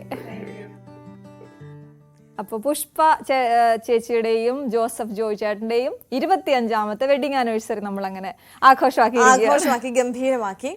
Okay, അപ്പൊ നമ്മൾ അടുത്തിനി പോകുന്നത് സഞ്ജന മോളുടെ ബർത്ത്ഡേ ആണ് ഇന്ന്. പത്തനംതിട്ട കോന്നി സ്വദേശികളായ അനി ജസി ദമ്പതികളുടെ മകളാണ് സഞ്ജനകുട്ടി. സഞ്ജനകുട്ടിയുടെ ബർത്ത്ഡേ ആണ്. സഞ്ജന മോളെ വെരി ഹാപ്പി ബർത്ത്ഡേ. ഞങ്ങൾക്ക് വലിയ സന്തോഷം മോളുടെ ഈ ബർത്ത്ഡേയിൽ ഞങ്ങൾക്ക് വിഷ് ചെയ്യാൻ പറ്റിയതിൽ, അല്ലേ? തീർച്ചയായും ഹാപ്പി ബർത്ത്ഡേ മോളെ. അപ്പോൾ അതേപോലെ തന്നെ അജ്മിയുടെയും ആഷിഖിന്റെയും 5ാമത്തെ വെഡിങ് ആനിവേഴ്സറി ആണ്. തിരുവനന്തപുരം വിതുര സ്വദേശികളാണ്. രണ്ടുപേർക്കും ന്യൂസ് 18ന്റെ ഹൃദയം നിറഞ്ഞ ആശംസകൾ നേരുകയാണ്. അപ്പോൾ ഹാപ്പി വെഡിങ് ആനിവേഴ്സറി. ഇന്നത്തെ ദിവസം അടിച്ചു പൊളിക്കുക രണ്ടുപേരും. ഹാപ്പി ഫാമിലിയാണ് ഫോട്ടോയിൽ നമുക്ക് കാണാം. അപ്പൊ അങ്ങനെ തന്നെ മുന്നോട്ട് പോകട്ടെ. ഞങ്ങൾ എല്ലാവിധ ആശംസകളും നേരുകയാണ്. അതേപോലെ തന്നെ ആന്റണി വർഗീസിന്റെ ബർത്ത്ഡേ ആയിരുന്നു. കഴിഞ്ഞ ദിവസമായിരുന്നു അശ്വതി ബർത്ത്ഡേ. അപ്പോൾ ആന്റണിക്ക് ഇന്നലെ നമുക്ക് വിഷ് ചെയ്യാൻ കഴിഞ്ഞില്ല. അതുകൊണ്ട് ഇന്നത്തെ ദിവസം ആണ്. ആന്റണിക്ക് എല്ലാവിധ ജന്മദിനാശംസകളും നേരുന്നു, അല്ലെ? നല്ലൊരു വർഷമായിരിക്കട്ടെ.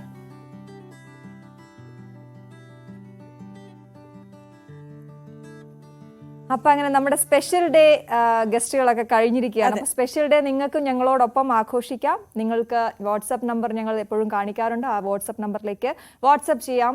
അതിനുശേഷം ഞങ്ങൾ നിങ്ങളിലേക്ക് എത്തും. ആ ദിവസം ആർക്കെങ്കിലും ഒക്കെ സർപ്രൈസ് കൊടുക്കണമെങ്കിൽ നിങ്ങൾക്ക് ഞങ്ങളെ സമീപിക്കാവുന്നതാണ്. അതെ, തീർച്ചയായും. അപ്പോൾ നമ്മുടെ മോർണിംഗ് വൈബ്സിന്റെ സമയം പൂർണ്ണമാവുകയാണ്. ഒരുപാട് വാർത്തകൾ വരാനുണ്ട്.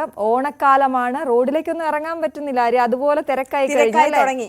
അപ്പോൾ ഓണക്കാഴ്ചകളുണ്ട്. അതോടൊപ്പം ന്യൂസ് 18 ഒരുക്കുന്ന ഓണം സ്പെഷ്യൽ പ്രോഗ്രാമുകളുണ്ട്. അതെ, ആ പ്രോഗ്രാമുകളുടെ കാര്യം പറയുമ്പോൾ നമ്മൾ എല്ലാ ദിവസവും ഇനിയുള്ള അങ്ങോട്ടുള്ള എല്ലാ ദിവസവും പ്രേക്ഷകരിലേക്ക് നല്ല നല്ല കുറേ പ്രോഗ്രാമുകൾ പ്രേക്ഷകരിലേക്ക് എത്തിക്കും. അപ്പോൾ അതെല്ലാം ഞങ്ങളോടൊപ്പം കാണുക. അപ്പോൾ എന്തായാലും നമുക്ക് വൈൻഡപ്പ് ചെയ്യാനുള്ള സമയമായിരിക്കാണ്. എല്ലാ പ്രേക്ഷകർക്കും ഒരിക്കൽ കൂടി ഒരു നല്ല ദിവസം ഞങ്ങൾ ആശംസിക്കുകയാണ്. അപ്പോൾ ഇനിയും ന്യൂസ് 18നോടൊപ്പം തന്നെ വാർത്തകൾക്കായി തുടരുക. വീണ്ടും കാണാം. നമസ്കാരം.